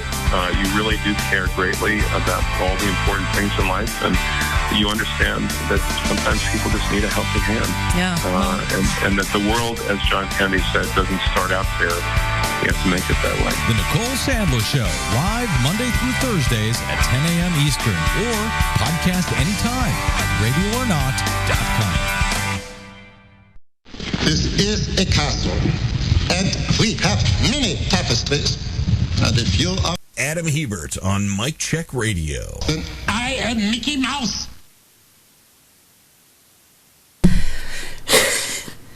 Hi, everyone. Wizzy says hi.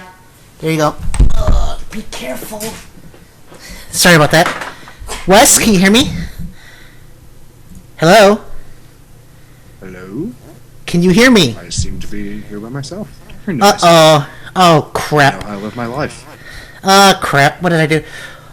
Unless, of course, it's not coming over Skype, which is entirely possible. You are. Hold on. I did something wrong. We're just having small technical difficulties. Microphone. 2, 3. Hello. Oh, there you are.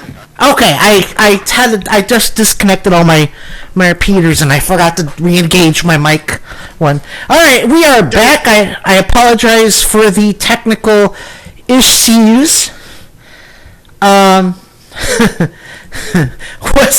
Wes 3-1 says we can hear you, Baldy.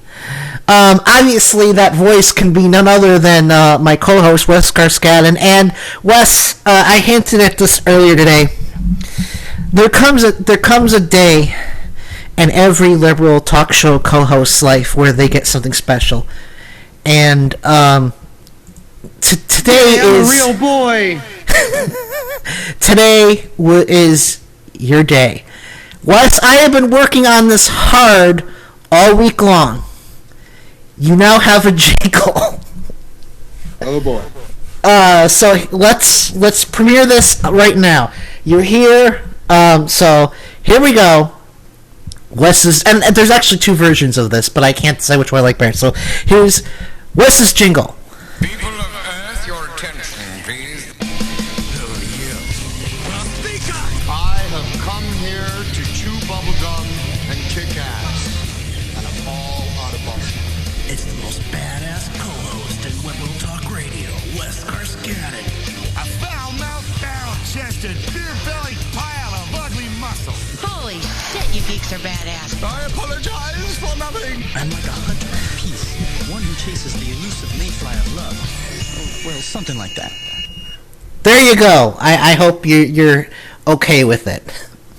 It contains my two favorite robots, so that's awesome.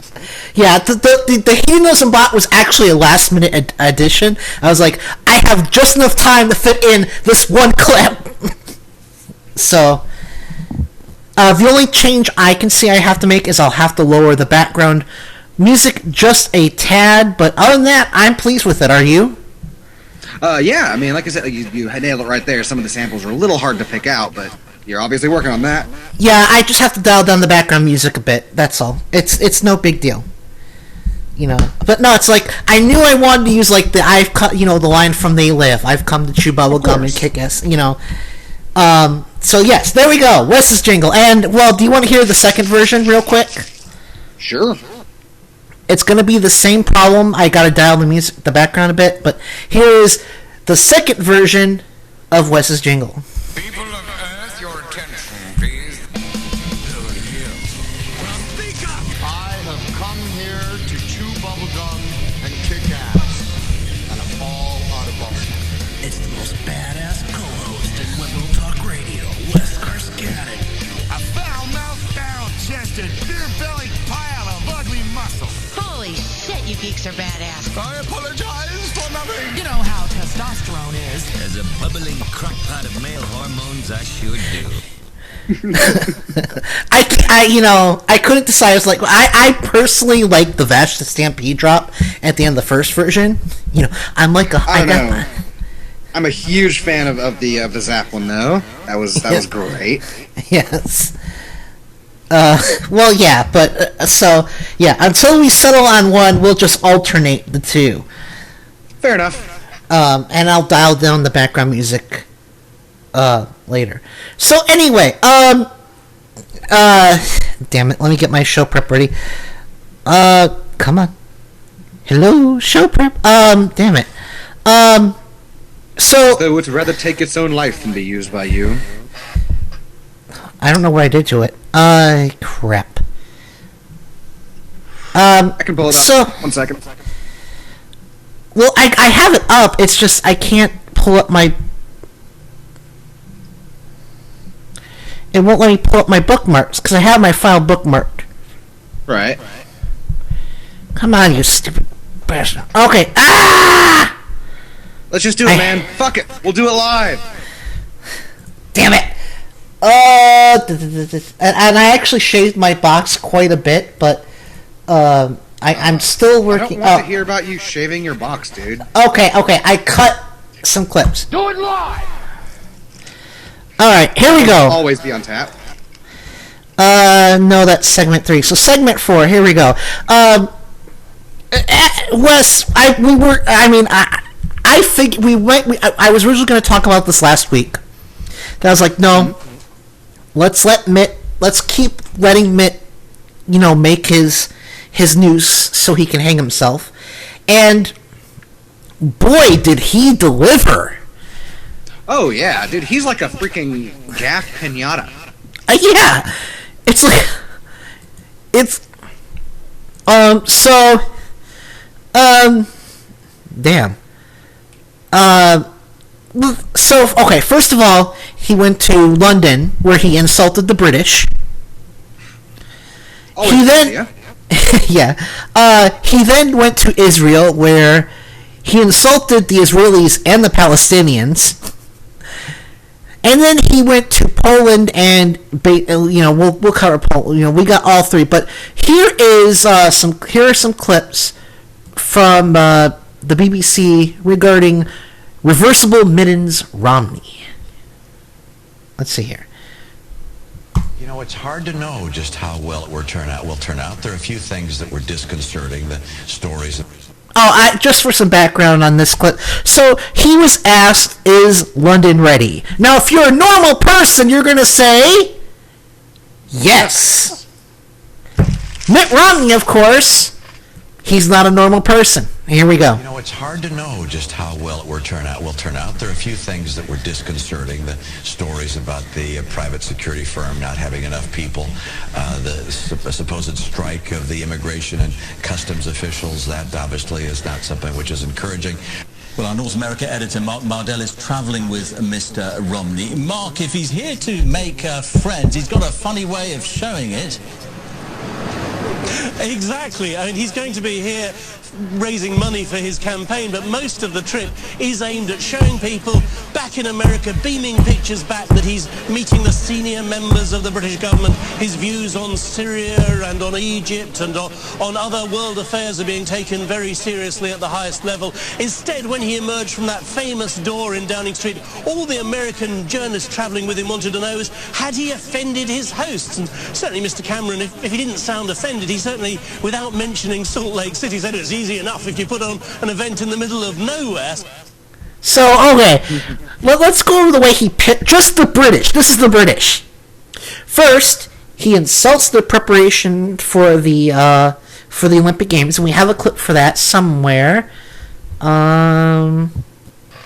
Yeah, it's interesting how he mentioned that he was disconcerted by an undermanned private security force, because, yeah, if he were to get elected president, he would still be in charge of those operations that are still going on in Iraq, which are conducted by undermanned private security forces. Yes. Well, here's London, London Mayor Boris Johnson's reaction to Mitt Romney questioning the readiness for the Olympics. There are some people who are coming from around the world who don't yet know about all the preparations we've done to get London ready in the last 7 years. I hear there's a guy called Mitt Romney who wants to know whether we're ready. He wants to know whether we're ready. Are we ready? Yes, we are. The venues are ready. The stadium is ready. So all you had to do was say yes. Instead, Jesus Christ. So that's the first way he insulted the British. Then... But not the last. Oh, no, not the last. But then... He goes to a meeting with MI6. And says, yeah, I just met with MI6. Now, MI6 is basically the British CIA, only more secretive. The existence of MI6 was not even acknowledged until the 80s. And especially if you meet with them, you don't fucking talk about it. That's like the first rule. And Wes said something about your I think he was talking about your mic, Wes Smith. I dialed you down. Your audio coming out of Skype, I dialed that down. So we're gonna see if that works. Okay, Wes Smith. Anywho, so he first of all he questions their preparations for the games. He talks about MI6. And here's a little. Hold on, where is it? Damn it. No, I'm ready. I got it. So this came out. Mitt Romney, some time ago, wrote a book called No Apology, which is perfect for the Republicans because being Republican never means saying you're sorry or you were wrong or I'm a complete and total jackass. I mean, it's true, but you don't have to confess to it because Republicans are magical for some reason. And here's what he's... apologize. Now, and here is what he said in his book, No Apology. Quote, England is just a small island. Its roads and houses are small. So he's saying that their houses are not the right height. With few exceptions, it doesn't make things that people in the rest of the world want to buy. And if it hadn't been separated from the continent by water, it almost certainly would have been lost to Hitler's ambitions. Okay, I'm sorry, I'm calling Godwin's law on that. He invoked Hitler, that's Godwin. It's a bit of a stretch, but I'll go with it. Although when his comment, don't make things the rest of people in the rest of the world want to buy, obviously he's not a gin drinker or a beer drinker. Hold on. We're putting Mitt Romney in the penalty box.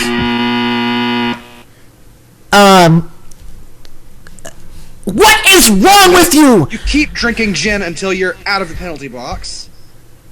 Well, he's a Mormon. He doesn't drink, but what the fuck is wrong with you, Mitt?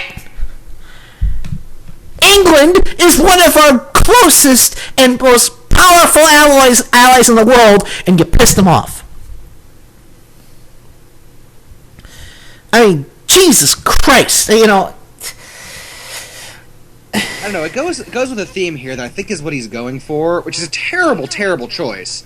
But I think what he's going for here is that there's a certain subset of the American electorate, the far-right Tea Party types, who aren't comfortable electing somebody who hasn't offended at least 3 or 4 other nations. Well, and, or he's one of these. You stupid, ignorant son of a bitch, dumb bastard! Jesus Christ, I met some dumb bastards in my time, but you outdo them all. So, there's also that. So yeah, okay. So we gotta pick this up. We're up against the break. Okay, so then he goes to Israel, and unfortunately we don't have a lot of audio from this because he stopped doing press. Stopped talking to the press.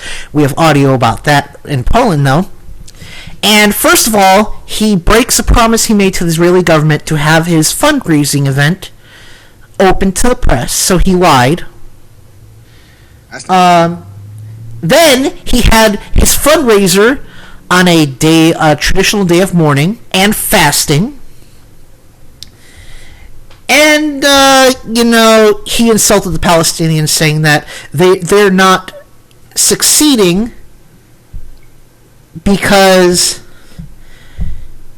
there's something is culturally wrong with them. Well, then the same could be said of the red states, because they are the drags on the American economy.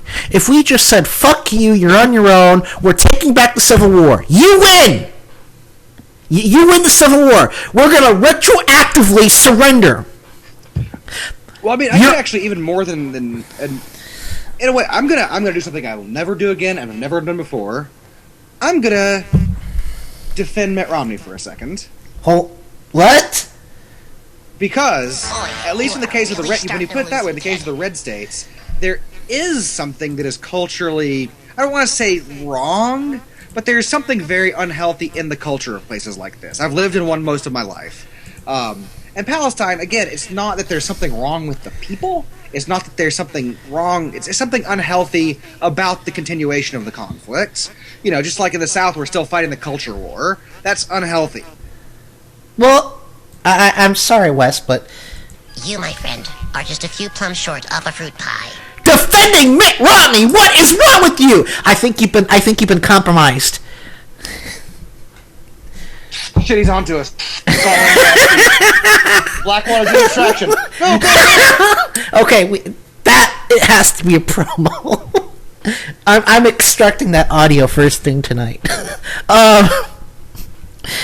Okay, so I'm surprised he didn't do something stupid or like ask for a ham sandwich or say, "This wailing wall is not the right height, my friends." Woof woof. So then he goes to Poland. The Jews out. Woof, woof, woof. Okay, so Then he goes to Poland. Okay. What the hell? No! Don't tell me I don't have that audio. Don't tell me I don't. Oh. Oh.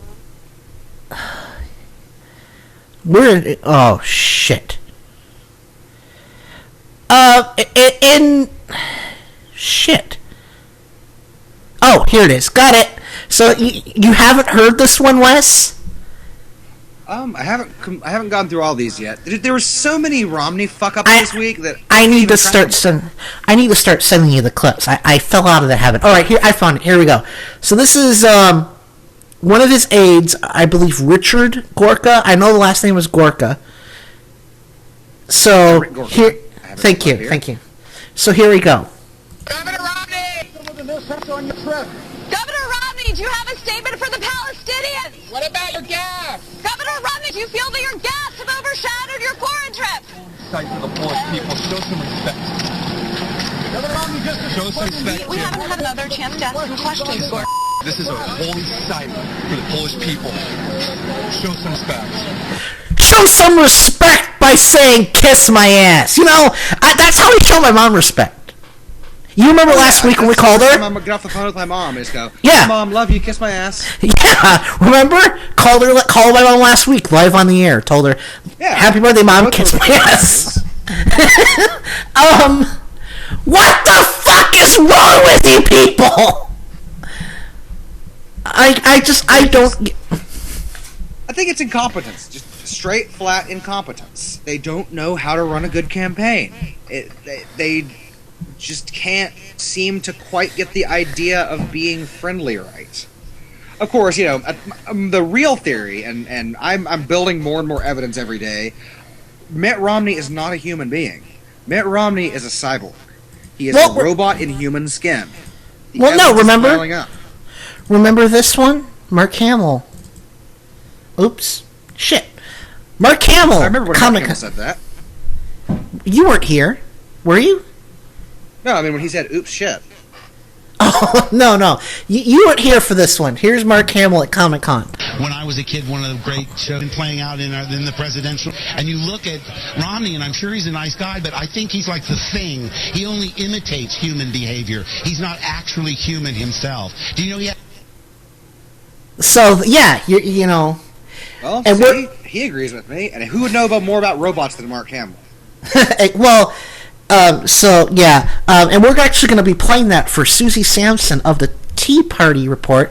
We have to be nice to her, Wes. We can't say teabagger. It's Tea Party. Let's treat our guests with more respect than they would treat us too, because we're better. We're better than they are. I can promise I won't be. I can't promise I won't be intellectually superior. Well, I guess that will do. So yeah. Oh crap. I forgot to queue up the. There we go. I had to turn on my bed. So yeah. This should have been a slam dunk for Mitt Romney. All he had to do was shut up. Dude, the first foreign trip in the campaign is basically the training level. Yeah. You fucked up, Mitt. You fucked up. Missed up. Damn.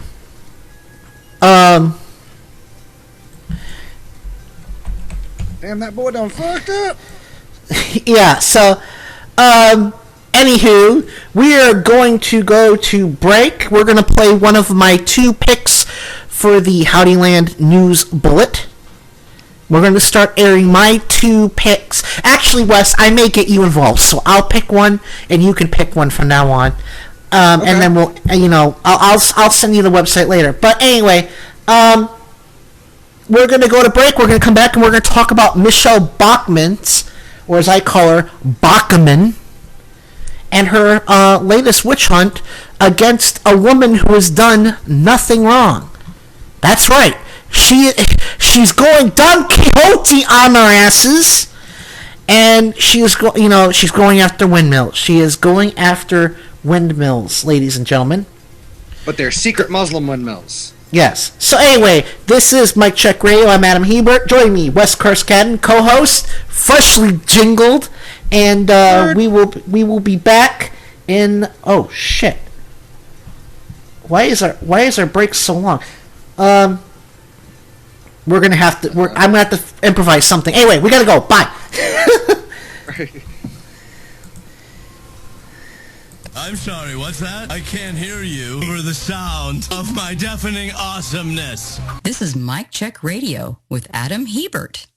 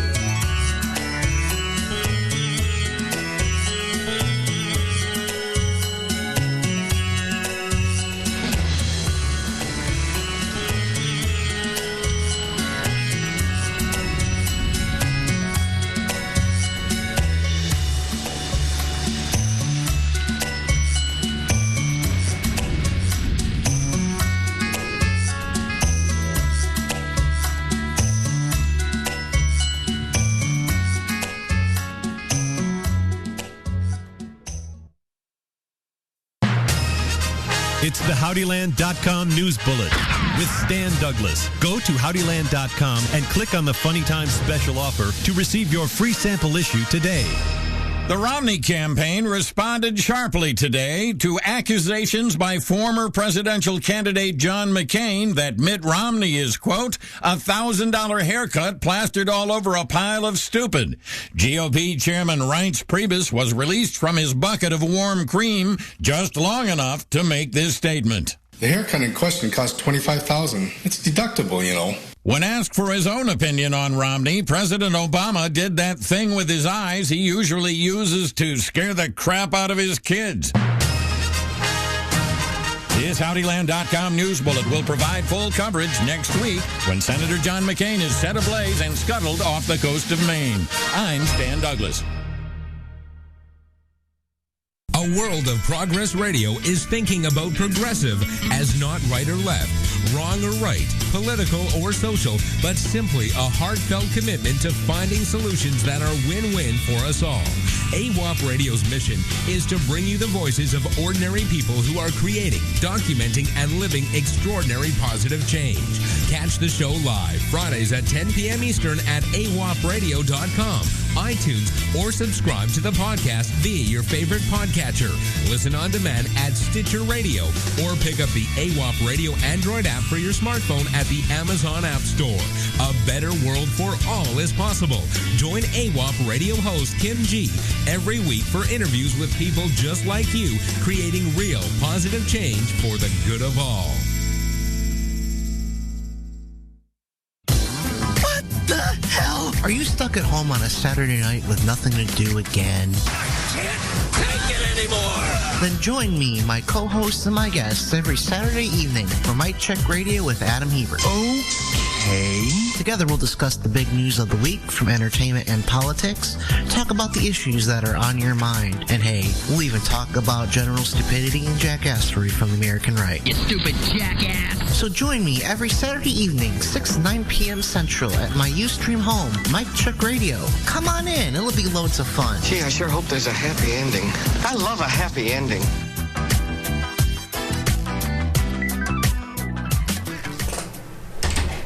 Have you checked your mic? If you haven't, somebody else has. That's Adam Hebert on Mic Check Radio. And, This is Mic Check Radio with Adam Hebert. I forgot about the liner, Wes. Stupid me. You know, we've only been doing this. This is the start of our third month on the air. Still no money from George Soros, but, you know, hopefully he'll get off his lazy ass and send the check. Actually, I gotta be honest with you. You found why I'm defecting to the right. At least they pay their bills, man. Don't abandon me. I can't do this on my own. Yeah, next thing you know, next week, you know, I'm going to be on Limbaugh yelling about the gay agenda. It's going to be awesome. Them gays are trying to take away our guns. Especially the ones in our pants. Well, you know, I've always said that there is pretty much only one way that gay marriage can ruin your marriage, and that is if you're gay. See, therein lies the issue. Anywho, we're gonna talk. We're back. For this segment, we're gonna talk about Michelle Bachmann going for the windmills, and of course, things that could make you gay. Dear God. And before we do, though, Wes, during the post show, I want to discuss this. But let's do some the birthdays and whatnot. Let's do some announcements real quick. Okay.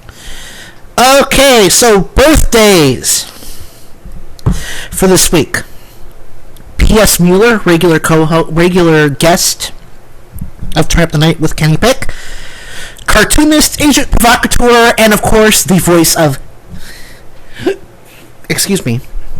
Stanley Douglas of the what's it called? Howdyland News Bullet.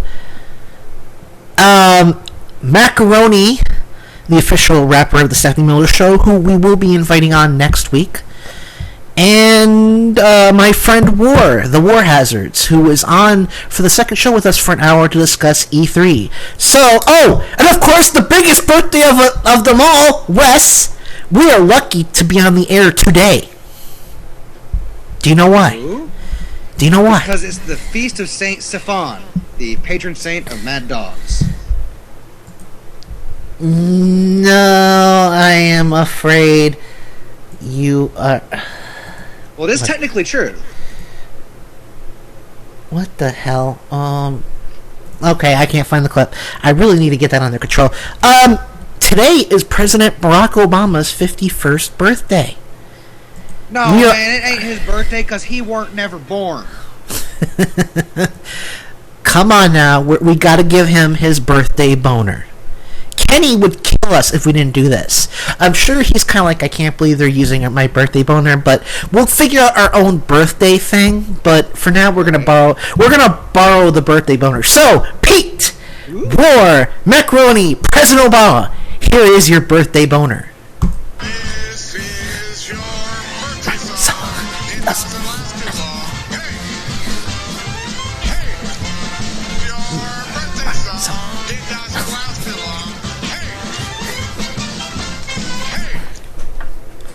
So there we have it. Happy birthday, everyone, and especially to you, President Obama. Hopefully the job won't kill you before you can finish fixing the country.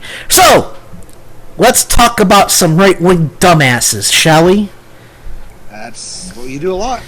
Yes, that's pretty much the focal point of the show. Yeah. This one's serious. This one, yes, this is crazy cat lady went all Adolf Hitler on her cats. Well, the thing is that there is potential for harm here. Huma Abedin, Anthony Weiner's wife, has been receiving death threats because of Michelle Bachmann's. I'm going to say it. This is harassment. It is harassment. Absolutely. She has no basis for these claims, and she's going. If you want to use a legal term, it's libel, really. Well, that too, but I mean, considering that she is now getting death threats, I think it's harassment. And let's be honest. There are some conservatives who are coming out against this.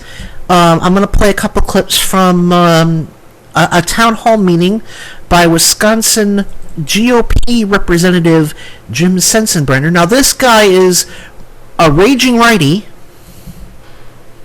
and I mean, I was actually shocked when I heard. Here's the background. So it's 3 clips. So here's the first clip. I just want to voice my support for Representative Michelle Bachmann and the other members of Congress for calling for an investigation into the Muslim Brotherhood's possible infiltration into our federal agencies. Let me say that I do know Huma Abedin, and I think that the comments that were made about her in that letter, whether or not they were taken out of context, were the wrong thing to do. She could not have gotten the job either as then Senator Hillary Clinton's top advisor or the job in the State Department without passing a rather rigorous security clearance. And if there was any indication that she had any connection at all with the Muslim Brotherhood, she would not have passed that security clearance. I'm not here to make judgments about anybody's faith. And I think the Constitution, saying that there shall never be a religious test for any office of trust and profit under the United States, meant that people should not be judged on the basis of their religious beliefs or lack of religious beliefs. That was Thomas Jefferson that put that in the Constitution. I think he was right. So let's give this guy a hand. I don't agree with him much, but he did the right thing in defending Huma Abedin. So here... I mean, come on, he did the right thing. Yeah, which, you've gone completely off the deep end when the right is telling you to tone it down. Well, and here's Speaker John Boner. Sorry, Armin. When 2 vowels go walking, the first one does the talking. So, it's not our fault he was born with a name that should be read as Boner. Here's John Boner. Yeah, he gets... You're just too immature. It's like, no, that's the way it's supposed to be read. Here we go. It's funnier, let's be honest. Well, yeah. Well, he is a dick. So here we go. John Boner on Michelle Bachmann. Michelle Bachmann sent a letter to, and 4 other House Republicans sent a letter to State Department IG and other IGs about the influence of groups like the Muslim Brotherhood in the federal government, and specifically mentioned Huma Abedin, the Deputy Chief of Staff to Secretary of State Hillary Clinton, and basically said that she had ties to the Muslim Brotherhood through her family, and they also showed then that the State Department's policies have become more friendly to the Muslim Brotherhood and other Islamic groups. Do you have those concerns? What do you think it's appropriate that she and these members would ask for this letter, especially as a member of the House Intelligence Committee? Well, I haven't seen the letter, and I don't know Yuma. But from everything that I do know of her, she has a sterling character. And I think accusations like this being thrown around are pretty dangerous. Would you consider taking her off the Intelligence Committee? Congressman Bachman? I don't know that that's related at all. Okay, so let's get this straight. He did the right thing again. However, he doesn't see how that's involved. The woman is an idiot! Yeah, she has no place on anything called the Intelligence Committee, regardless of what it covers, but especially in this case. I mean, Jesus, I have to know how to... You dumb bastard! I mean, sober up, boner!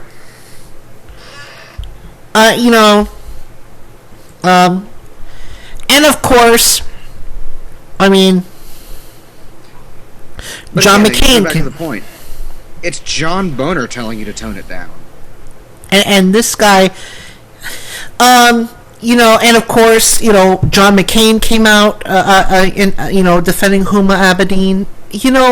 There comes a point when you'd say, you know what, you got me, and you shut up for a long time. This is the problem with all right-wingers. Bill O'Reilly doesn't get it, Rush Limbaugh doesn't get it, Haney doesn't get it, Bachman doesn't get it. Bachman should not be in Congress.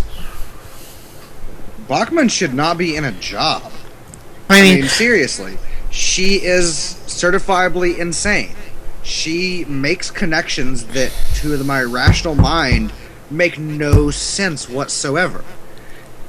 I mean, and the fact is, what we're dealing with here is racism. It's pure and simple. She doesn't trust Middle Eastern people. She assumes they're all Muslims. She assumes they're all terrorists. That's it. Well, okay, so you say she draws these connections. Who else on the right does stuff like that? I can think of a few examples. I'll narrow it down. Get off my phone. Yes. Yeah.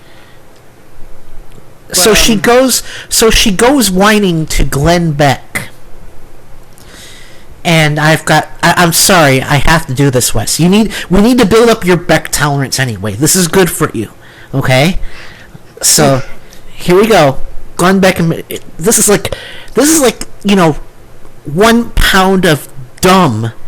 Like a billion tons of dumb in a 1 pound bag. Here we go. Wait, hold on. Okay, I got my helmet on. Sorry. Sorry, I got my helmet on now. We're good. Okay, here. Is it a dark helmet? It's the Glenn Beck helmet, which is really just like a big rubber Glenn Beck mask, but like a plaster inside. Is everyone? What the hell? Is everyone in the chat ready? Is everyone in the chat okay for this? Have you canceled the 3-ring circus? Secure all the animals in the zoo. Yes. Okay, here we go. You know what? When we do, if we ever do a Glenn Beck jingle, we have to put clips from that scene in there. Definitely. Okay, anyway, so here we go. Let's do this. Let's lock and load. So when you wrote this letter, then Keith Ellison comes out, and Keith Ellison is he has a record of being the mafia hitman. Well, he has a long record of being associated with CARE and with the Muslim Brotherhood. CARE is an unindicted co-conspirator, as stated in the largest terrorist financing case that we've had in the United States of America. And so he came out and essentially wanted to shut down the inspectors general from even looking into any of the questions that we were asking. So he wanted to shut it down. In response, I wrote another letter back to Keith Ellison, a 16-page letter, which I would encourage all of your listeners to go and read this letter. It's what I call a bulletproof letter. I have 59 footnotes with one example after another of the penetration of the Muslim Brotherhood into the federal government. One of the most recent is so outrageous. Okay, first of all, we're going to stop it there. We've got 3 more clips to get through, but Michelle Bachmann, How dare you get the image of you and penetration in my head, you bitch! Yeah, no kidding. I don't think I'll be able to get you broke up. John Boner. Oh my god. Oh my head. We need to order up some of Kenny's brand, the brand of brain bleach Kenny uses. That's some good shit. Here's another clip from the Brain Trust of Beck and Bachman. Let me take you here, because one of the more controversial things is not here. No. Has connections to the Muslim Brotherhood. Now, this is important because she works for Hillary Clinton. Well, she is the chief aide to the Secretary of State, and we quoted from a document, and this has been well reported all across Arab media, that her late father, who is now deceased, was a part of the Muslim Brotherhood. Her brother was a part of the Muslim Brotherhood, and her mother was a part of what's called the Muslim Sisterhood. We have requirements to get a high-level security clearance. One thing that the government looks at are your associations, and in particular your family associations. And this applies to everyone. It would be the same that is true with me. If my family members were associated with Hamas, a terrorist organization, that alone could be sufficient to disqualify me from getting a security clearance. Look, you should not have a security clearance because you're dumb as a sack of hammers! Yeah, besides that, let's take her hypothetical to its conclusion. Okay, let's say that she does have an uncle in Hamas. First of all, white bread as she is ain't happening, but, let's assume. Now, in the course of that background check that they have to do for everybody who gets a security clearance, they would find out what her relation to that was and how she and her uncle believed differently or the same. If you're playing 6 Degrees of Terrorism, then nobody can get a security clearance. Yes. So, okay, here we go. Bachman clip number 3. Well, I see here that you did link it to the actual military document that talks about what... Oh, this is one of his producers, by the way. ...is a potentially disqualifying condition for security clearance. It says, quote, at contact with a foreign family member, if that contact creates a heightened risk of foreign exploitation, inducement, manipulation, pressure, or coercion, then goes on to say the subject's closest and most frequent contacts are the ones most likely to present a security risk. And you're talking about both her father, who's now deceased, her mother, and her brother. So I think the media seems to be holding you to the standard that you have to have this case completely proven. Yes! We expect you to prove your fucking accusations! Yeah, if you're going to go around accusing somebody of, essentially betraying their own country, you better have some good evidence. And so far, I haven't seen any good evidence. Yeah, I mean...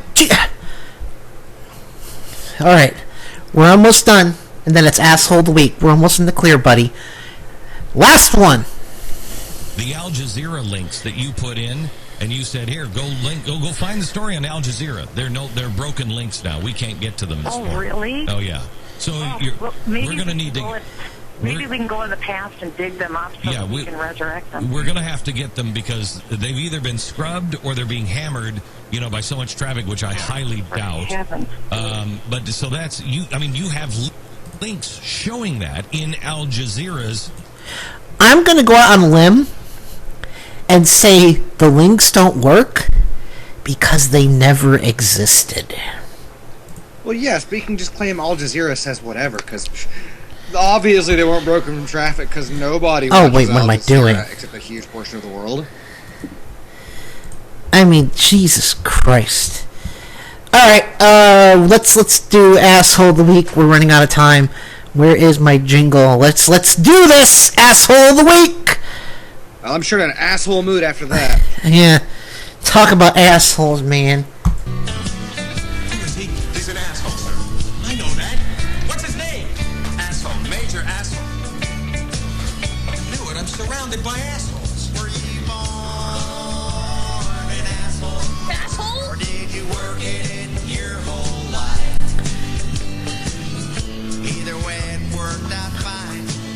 'Cause you're an asshole tonight. How many assholes we got on this ship anyhow?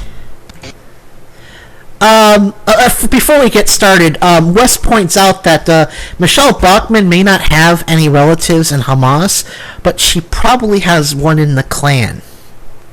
Fair. Well played, Wes Smith. Thank you for that listener comedy gold. That was just brilliant. All right, so this week's Asshole of the Week. Well, let's be honest, 99% of the assholes we pick on this program are well-established assholes. They have just done something extra assholish to deserve the dishonor of being nominated and ultimately chosen as our Asshole of the Week. And, so this week's Asshole of the Week is Iowa Representative Steve King. Stand your ass up. Now, this guy is a bastard, let's be honest. He has no redeeming qualities whatsoever. And, but, this guy was low.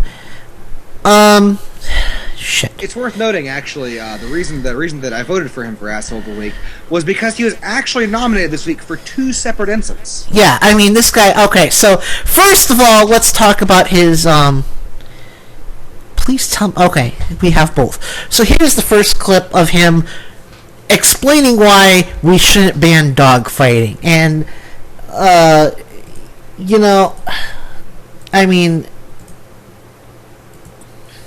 fucking dogfighting. Speak for yourself. This one is a doozy. There has been a real effort to distort this across the websites.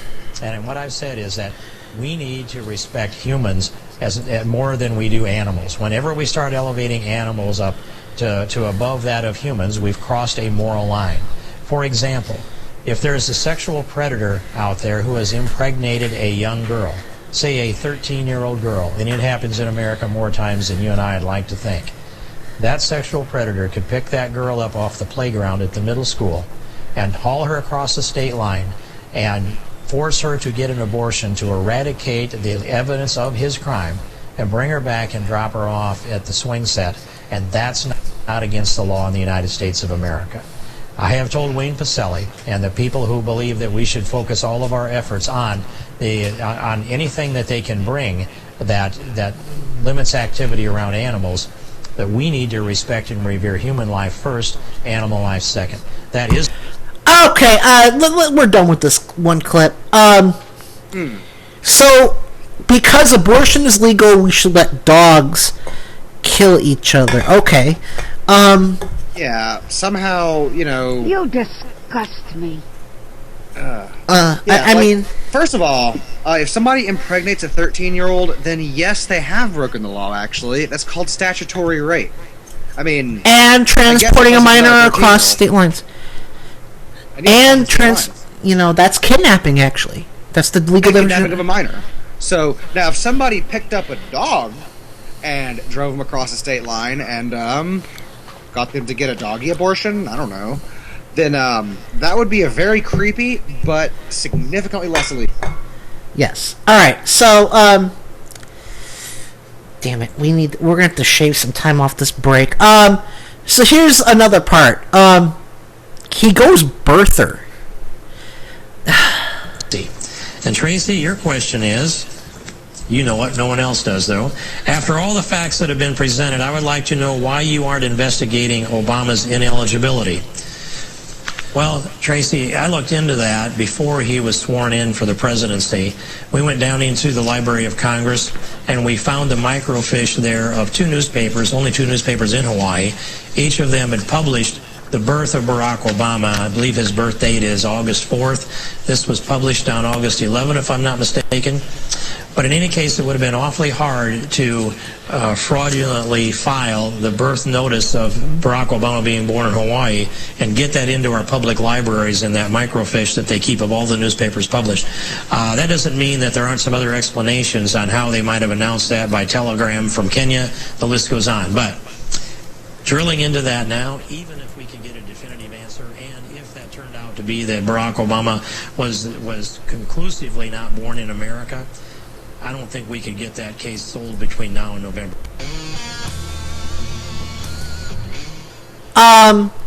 Wow. Yeah, that's... Get out of here! Disgusting worm! I mean, dear God, this guy is an idiot.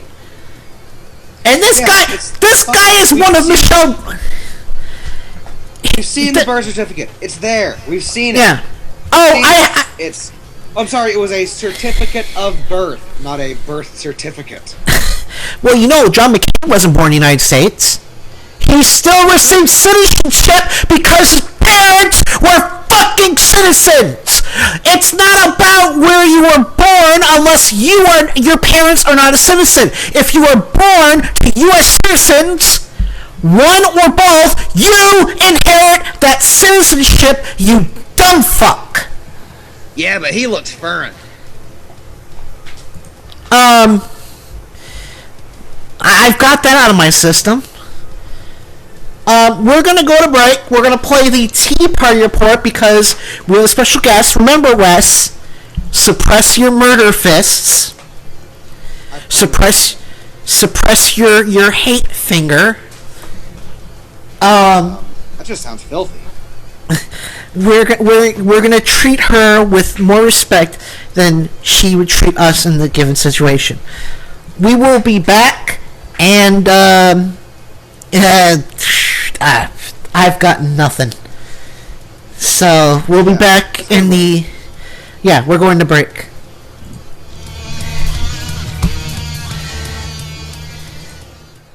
God, it's like my brain's that tree and you're those little cookie elves.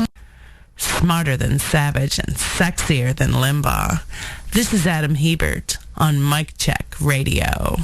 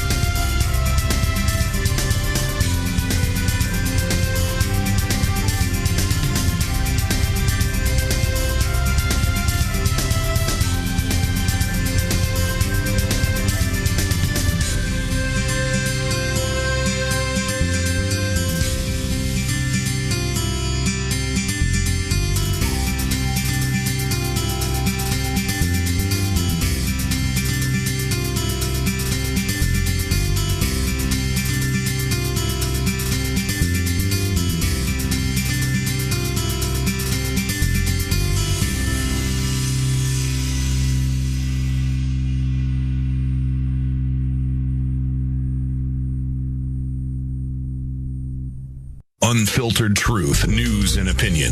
Filter Free Radio with Jacob Dean and Skeptical Scott. Live every Monday, 7 to 9 p.m. Eastern.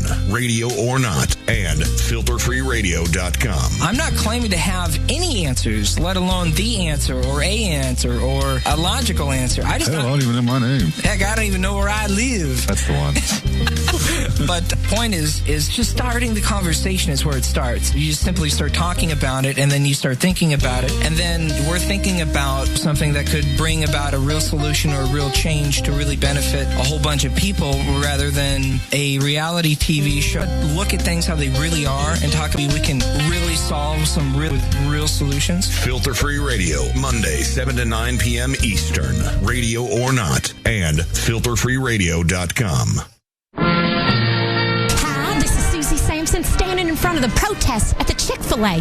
Let's see which side is going to chicken out first.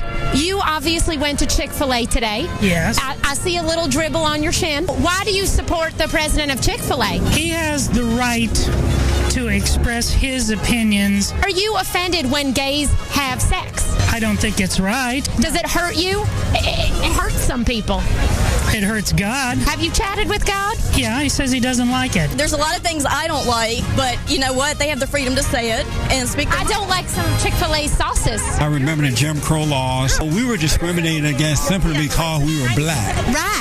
Not because of who we had sex with. You were discriminated against. Yep. And the gays say that you're discriminating against them. No, we're fighting back. The marriage is between a man and a woman, and when you change that, you destabilize society. New York has approved it. New York, they're falling off the map. That's right. And if California approve it, we're going to fall into the ocean as well. You should come back here on the gay pride parades and film those. Anyone who likes to dress up for fun, I believe, blasphemy. Halloween, even that's a sinners. Satanic holiday. The children, I think they're going to hell. Unless Christ gets to them first. Well, I don't know if he can get in between them and those outfits. I'm not for Chick-fil-A.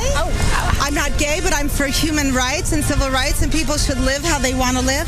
Now, who will you be voting for come November? Anyone who's not Obama. At this point, I would probably vote for the devil. We should start a devil's campaign. Exactly. There's just too much out there that indicates that he is not on our side as Americans. Whose side is he on? I think the Muslims. The whole connection with the Muslim Brotherhood made me just kind of a little leery. So when he killed Osama bin Laden, that was a cover-up. Why don't you like President Barack Obama? I think he's an incompetent boob. He may have went to Harvard, but what courses did he take? I went to Cal State Long Beach, but I took biology, chemistry, physics, and calculus. Well, then you should be our president. So between the chickens and the presidential Olympics, we'll find out who's standing straight, tall, and American. It's the HowdyLand.com News Bullet with Stan Douglas. Go to HowdyLand.com and click on the Funny Times special offer to receive your free sample issue today. There was big news in Washington today when... Stan, hide me. And for God's sake, please let me crawl under your desk or something. Who's after you, Chip? Excuse us, folks. What's going on? Hey, you remember when you sent me to interview that guy who takes all of Obama's words out of context to make him sound like a commie thug? No, calm down. He can't get in here. But he could get into your mind. You mean like a specious, hateful, bad idea? Exactly. Well, who's that pounding? The delivery kid with the sandwich. Just stay under the desk, Chip. Just stay under the desk. Ow! This HowdyLand.com News Bullet is a product of fear. Pure, unadulterated fear masquerading as lighthearted satire. I'm Stan Douglas. Nobody react to what I'm about to tell you. I think that kid might be... Adam Hebert on Mic Check Radio. And we are back. I'm just getting our new graphic ready. We are back with Wes Karskat and co-host, and we are about to get Susie Sampson on the line. Now, Wes, again, remember our manners. We want to make a good impression. Boy, I know it's gonna be tough, but remember, we're liberals. We're the good guys. Okay. So Best foot forward, my lad. Once more into the breach, dear friends. Yes, alright, so here we go. Deep cleansing breath, and away! Uh-oh.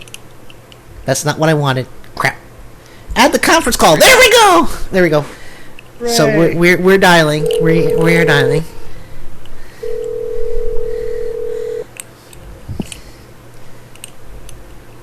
Hello?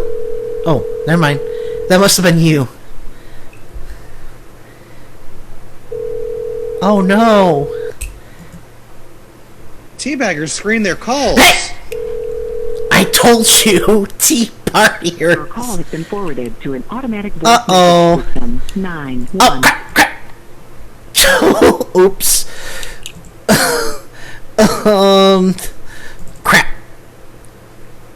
Crap. I'm sorry, folks.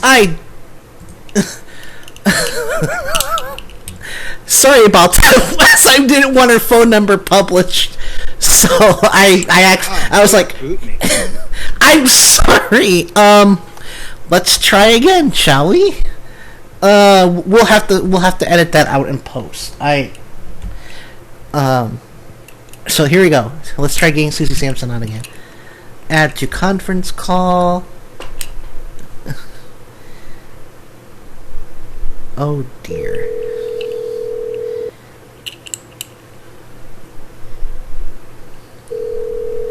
It's the liberal conspiracy call. Your call has been forwarded to an automatic voice message system. Uh-oh. 91781. Ah! Crap!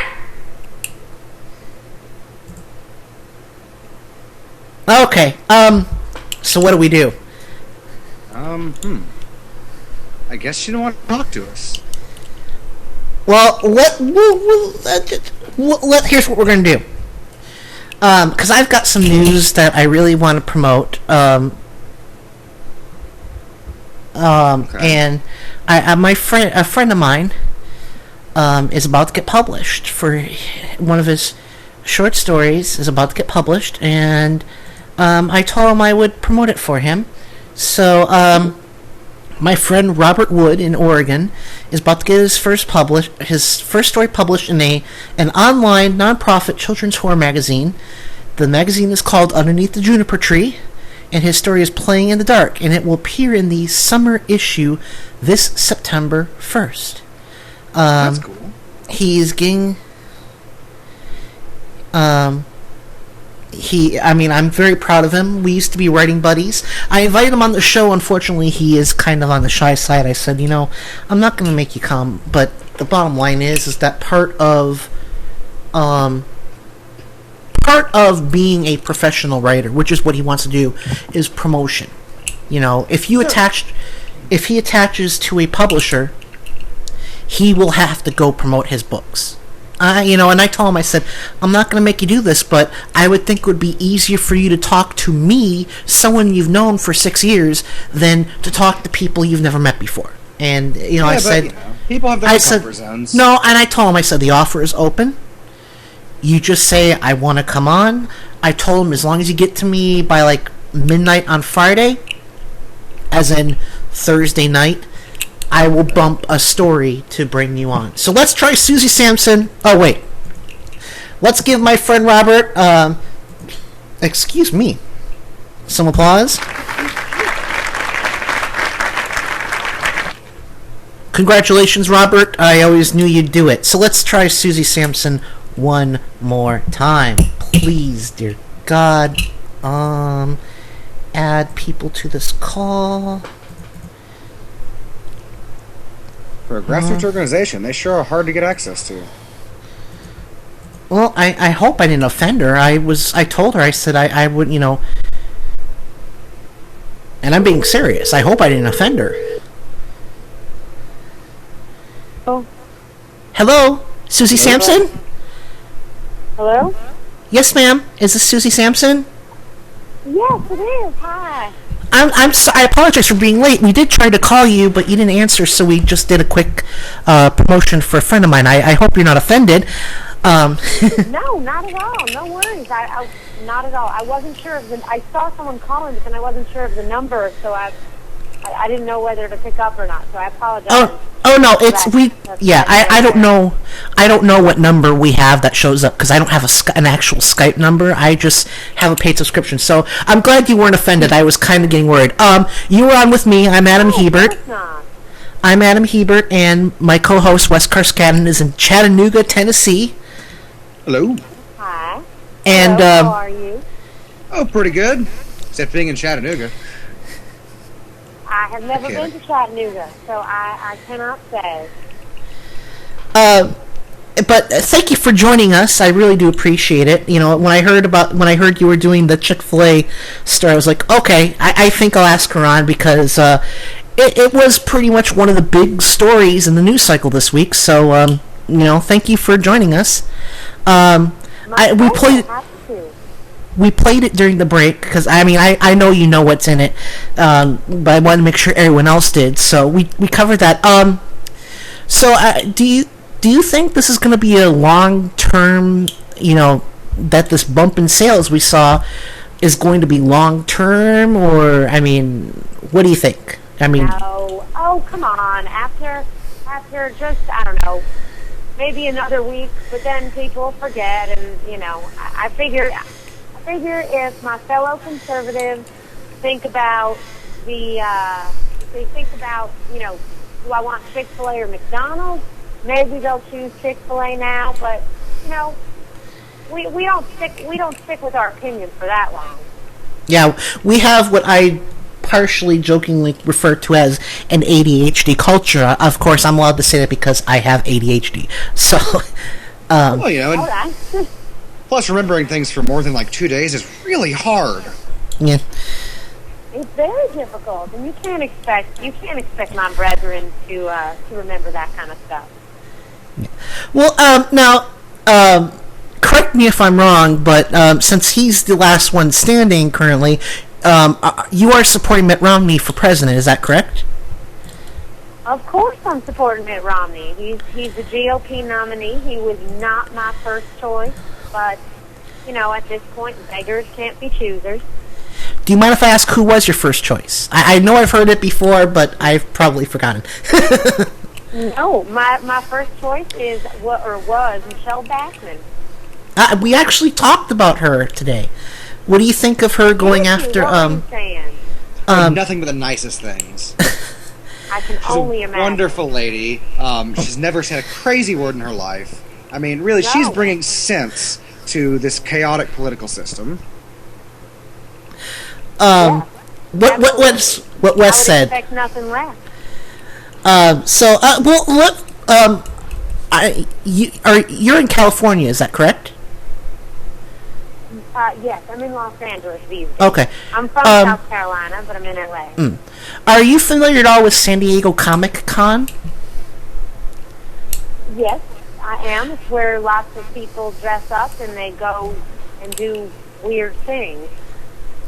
Now, I will say I agree with you there. Some of the things that those cosplayers do is kind of weird, but I want to play for you this clip. I've played it before, you know, but this is one of my favorites. You know who Mark Hamill is, correct? Sorry? You know who Mark Hamill? No. Who is Mark Hamill? He was did I know Mark Hamill? He was Luke Skywalker in Star Wars, but after Star Wars he became a voice actor. You know, he did cartoons. And he was stopped at San Diego Comic-Con, and he had these thoughts to share, and I want to get your opinion on this clip because I personally love it, but I want to get your reaction to this clip if you don't mind. When I was a kid, one of the great shows that I used to watch was Disney's Zorro. And I knew nothing about Mexican history or anything, but just the idea of a privileged person fighting for the underdog. There's something very romantic about that. I guess it goes back to Robin Hood. People that are fighting for the middle class and for the have-nots. It's something that we see even playing out in the presidential race. And if you don't vote for Barack Obama, you're insane. Because without him, I think the middle class will completely disappear. And you look at Romney, and I'm sure he's a nice guy, but I think he's like the Thing. He only imitates human behavior. He's not actually human himself. Do you know he had lemonade on the campaign trail last week? He said, lemon, wet, good. Really? He said that. So God bless him. I'm enjoying him running for office, but I just, came out as a lifelong Democrat. Yeah. So, do you have any opinion you'd like to share on that clip? And again, just so you know, like I said, he did the Star Wars movies, but he wanted to do voice acting, and his most famous voice acting role is probably the Joker in the Batman animated series, if that helps give some perspective. So he's been voice acting for about 30 years. Gotcha. He's obviously not a great thinker, so I don't know how much he's thinking about things, but as a big, I guess, voiceover actor, I don't know how much policy he's studied, but I do say, I'll give you this, I understand that Mitt, he's not everybody's first choice, but as for a spoon in his mouth or a golden something or whatever, I think that champagne, whatever it was he was saying, I think that he has a right to drink champagne if he wants to. Champagne's delicious. Oh, and I'm pretty sure I know for a fact Wes is a big fan of the booze. So, not necessarily champagne, but he loves... However, not, because remember, he's a Mormon. Mormons don't drink. Oh, well, then, he really likes his fancy lemonade, I guess. Well, I will say I agree. Too much lemonade. What? I will say I like too much lemonade. You just gotta watch yourself. Don't drive on too much of that stuff. It's nasty. I know it can too much of that sour can steer you off the road. Well, with me, it's the sugar. Hyperactive. Yeah. So. Exactly. I don't. Maybe that is the reason you've had a few gas. Oh, it had too much lemonade. That makes sense. Yeah, you absolutely might have had too much lemonade. Well, like I said. Lemonade, so So, do you mind if are we allowed to ask what your next Tea Party report is going to be about, or is that something you tell us, but then you'd have to kill us? Is it one of those deals? I'm not going to kill you, please. I'm not sure, to be honest. I got a lot of great footage last week. Obviously, I went to Chick-fil-A, but I also got a lot of great footage all about,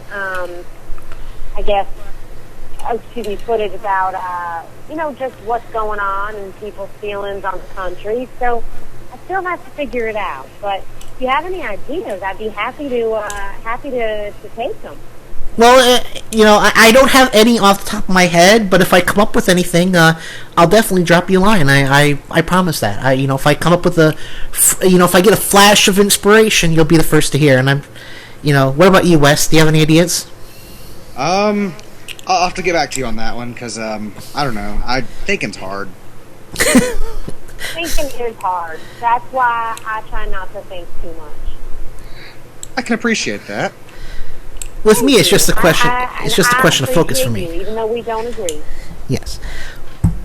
Well, and I did tell Wes, we have to mind our manners because she's being nice enough to come into the proverbial lion's den, and as I told you, I treat my guests with respect, even if I don't agree with them. Otherwise, much appreciated. And do you know if you're going to be on Kenny Pick's show? Because that's how I first got heard your material, is on Turn Up the Night with Kenny Pick, one of our fine, I guess we can kind of say affiliates. He promotes us, we promote him. I guess that's technically an affiliation. Are you going to be putting in an appearance on Turn Up the Night anytime in the near future? Excuse me. Yeah, no, I hope to. I know that he was talking about it recently. I'm not sure when exactly I'll be on, but probably sometime in the next few weeks. I think that's a fair estimate.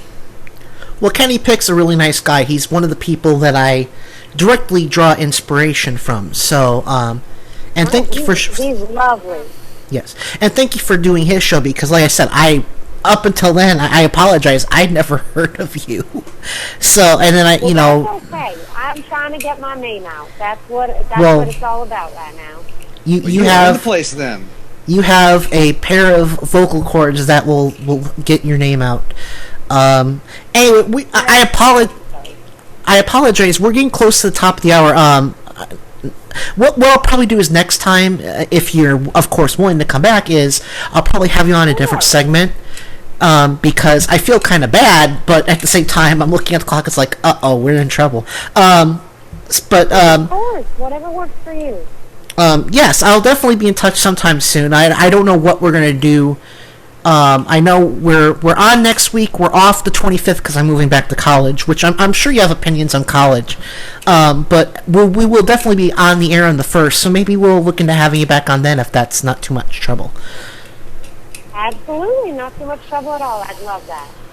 Anyway, thank you very much for joining us, Susie. I really do appreciate it. And it's the Tea Party Report on YouTube. And now, Crooks and Liars shows everyone, correct? They post everyone, or they only pick, or do they pick and choose?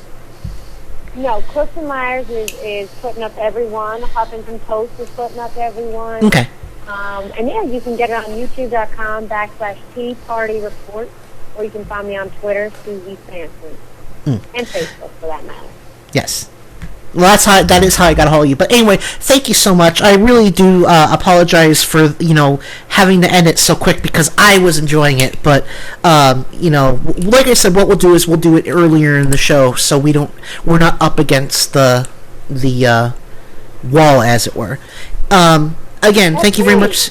Thank you very much, Susie Sampson. We do appreciate it. And please have a pleasant evening and weekend. It's nice to meet you. Thank you. The same to you. Have a nice day, Miss Susie. Have a good one. Oh, I did it again. Oh no. I did it again. I did it again. Why don't you like me anymore? I'm sorry. No, I mean, isn't she nice? I mean, yeah, we don't agree, but lovely. Yes. All right, we gotta do this. Let's auger this in. All right, so of course we're on the air every Saturday, 7 to 10 Eastern, and don't forget to visit our fine. Like I said, I'm gonna start just saying affiliates. We promote them, they promote us. I think it's fair to say we're affiliates. That's fair. Of course, there's Nicole Sandler over on Radio or Not, who was on the air every Monday through Thursday, 10 to noon Eastern. Of course, Jacob Dean on Radio or Not, 7 to 9 Eastern. Talking Left is back, and they remain in their time slot, 7 to 10 Eastern Wednesdays. And, of course, Turn Up the Night with Kenny Pick, Tuesday and Friday, 7 to 10. And don't forget, he is now rebroadcasting his weekend edition, which is the Friday show on WVKO. Again, good. Dear God, we need to ask him to transfuse some of that talent into us. Let's do the fusion dance with him. Yes, the fusion dance. I don't know how many people here are familiar with Dragon Ball Z, but that was a good joke. Shannon Files, Thursdays, I believe 9 to 10. AWOP Radio, our latest affiliate. Which I have to say, I noticed at the commercial. I apologize for mentioning this. That's kind of an unfortunate way of pronouncing the name. AWOP. Right. It's a slur for Italians. Yes. A world of and of course, I should be offended since I am of Italian descent, but I'm not. I know that. I know that. I know what you're saying. Hello.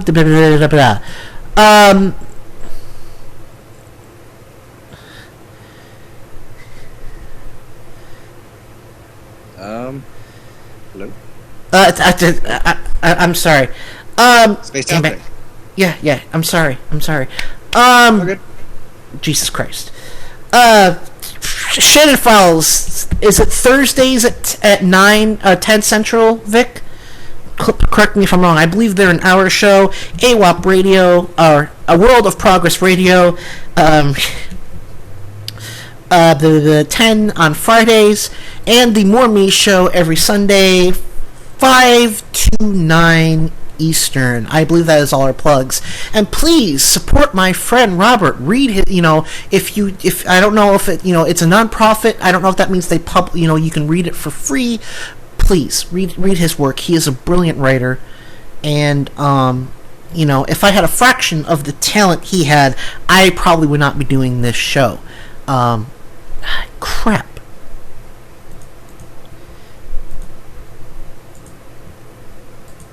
Oops, I didn't change our graphic. I had the interview with Dennis Campbell.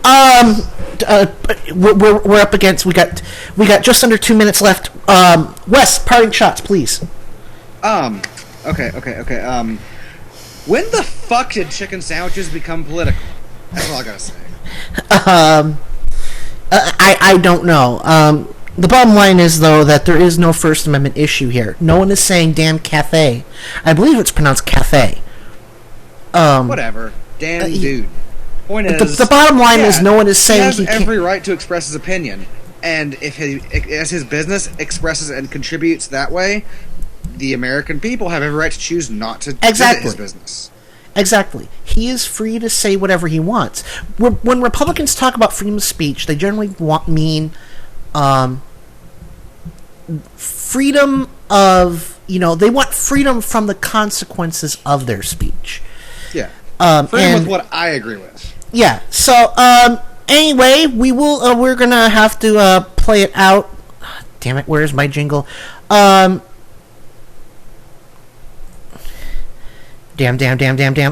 We will be back next Saturday. Don't forget, no show, 25th. We are off because I'll be moving back to college. Wes will be out of town. Anyway, we will see you in a week. Time for go to bed. Aye, it is late. Shall we retire? Goodbye, my friends. Goodbye to you all. I'll never forget you. Live in peace. Goodbye, all. Stay happy and good luck. On our way to great adventures. Get out of here! Worm! Push the button, Frank.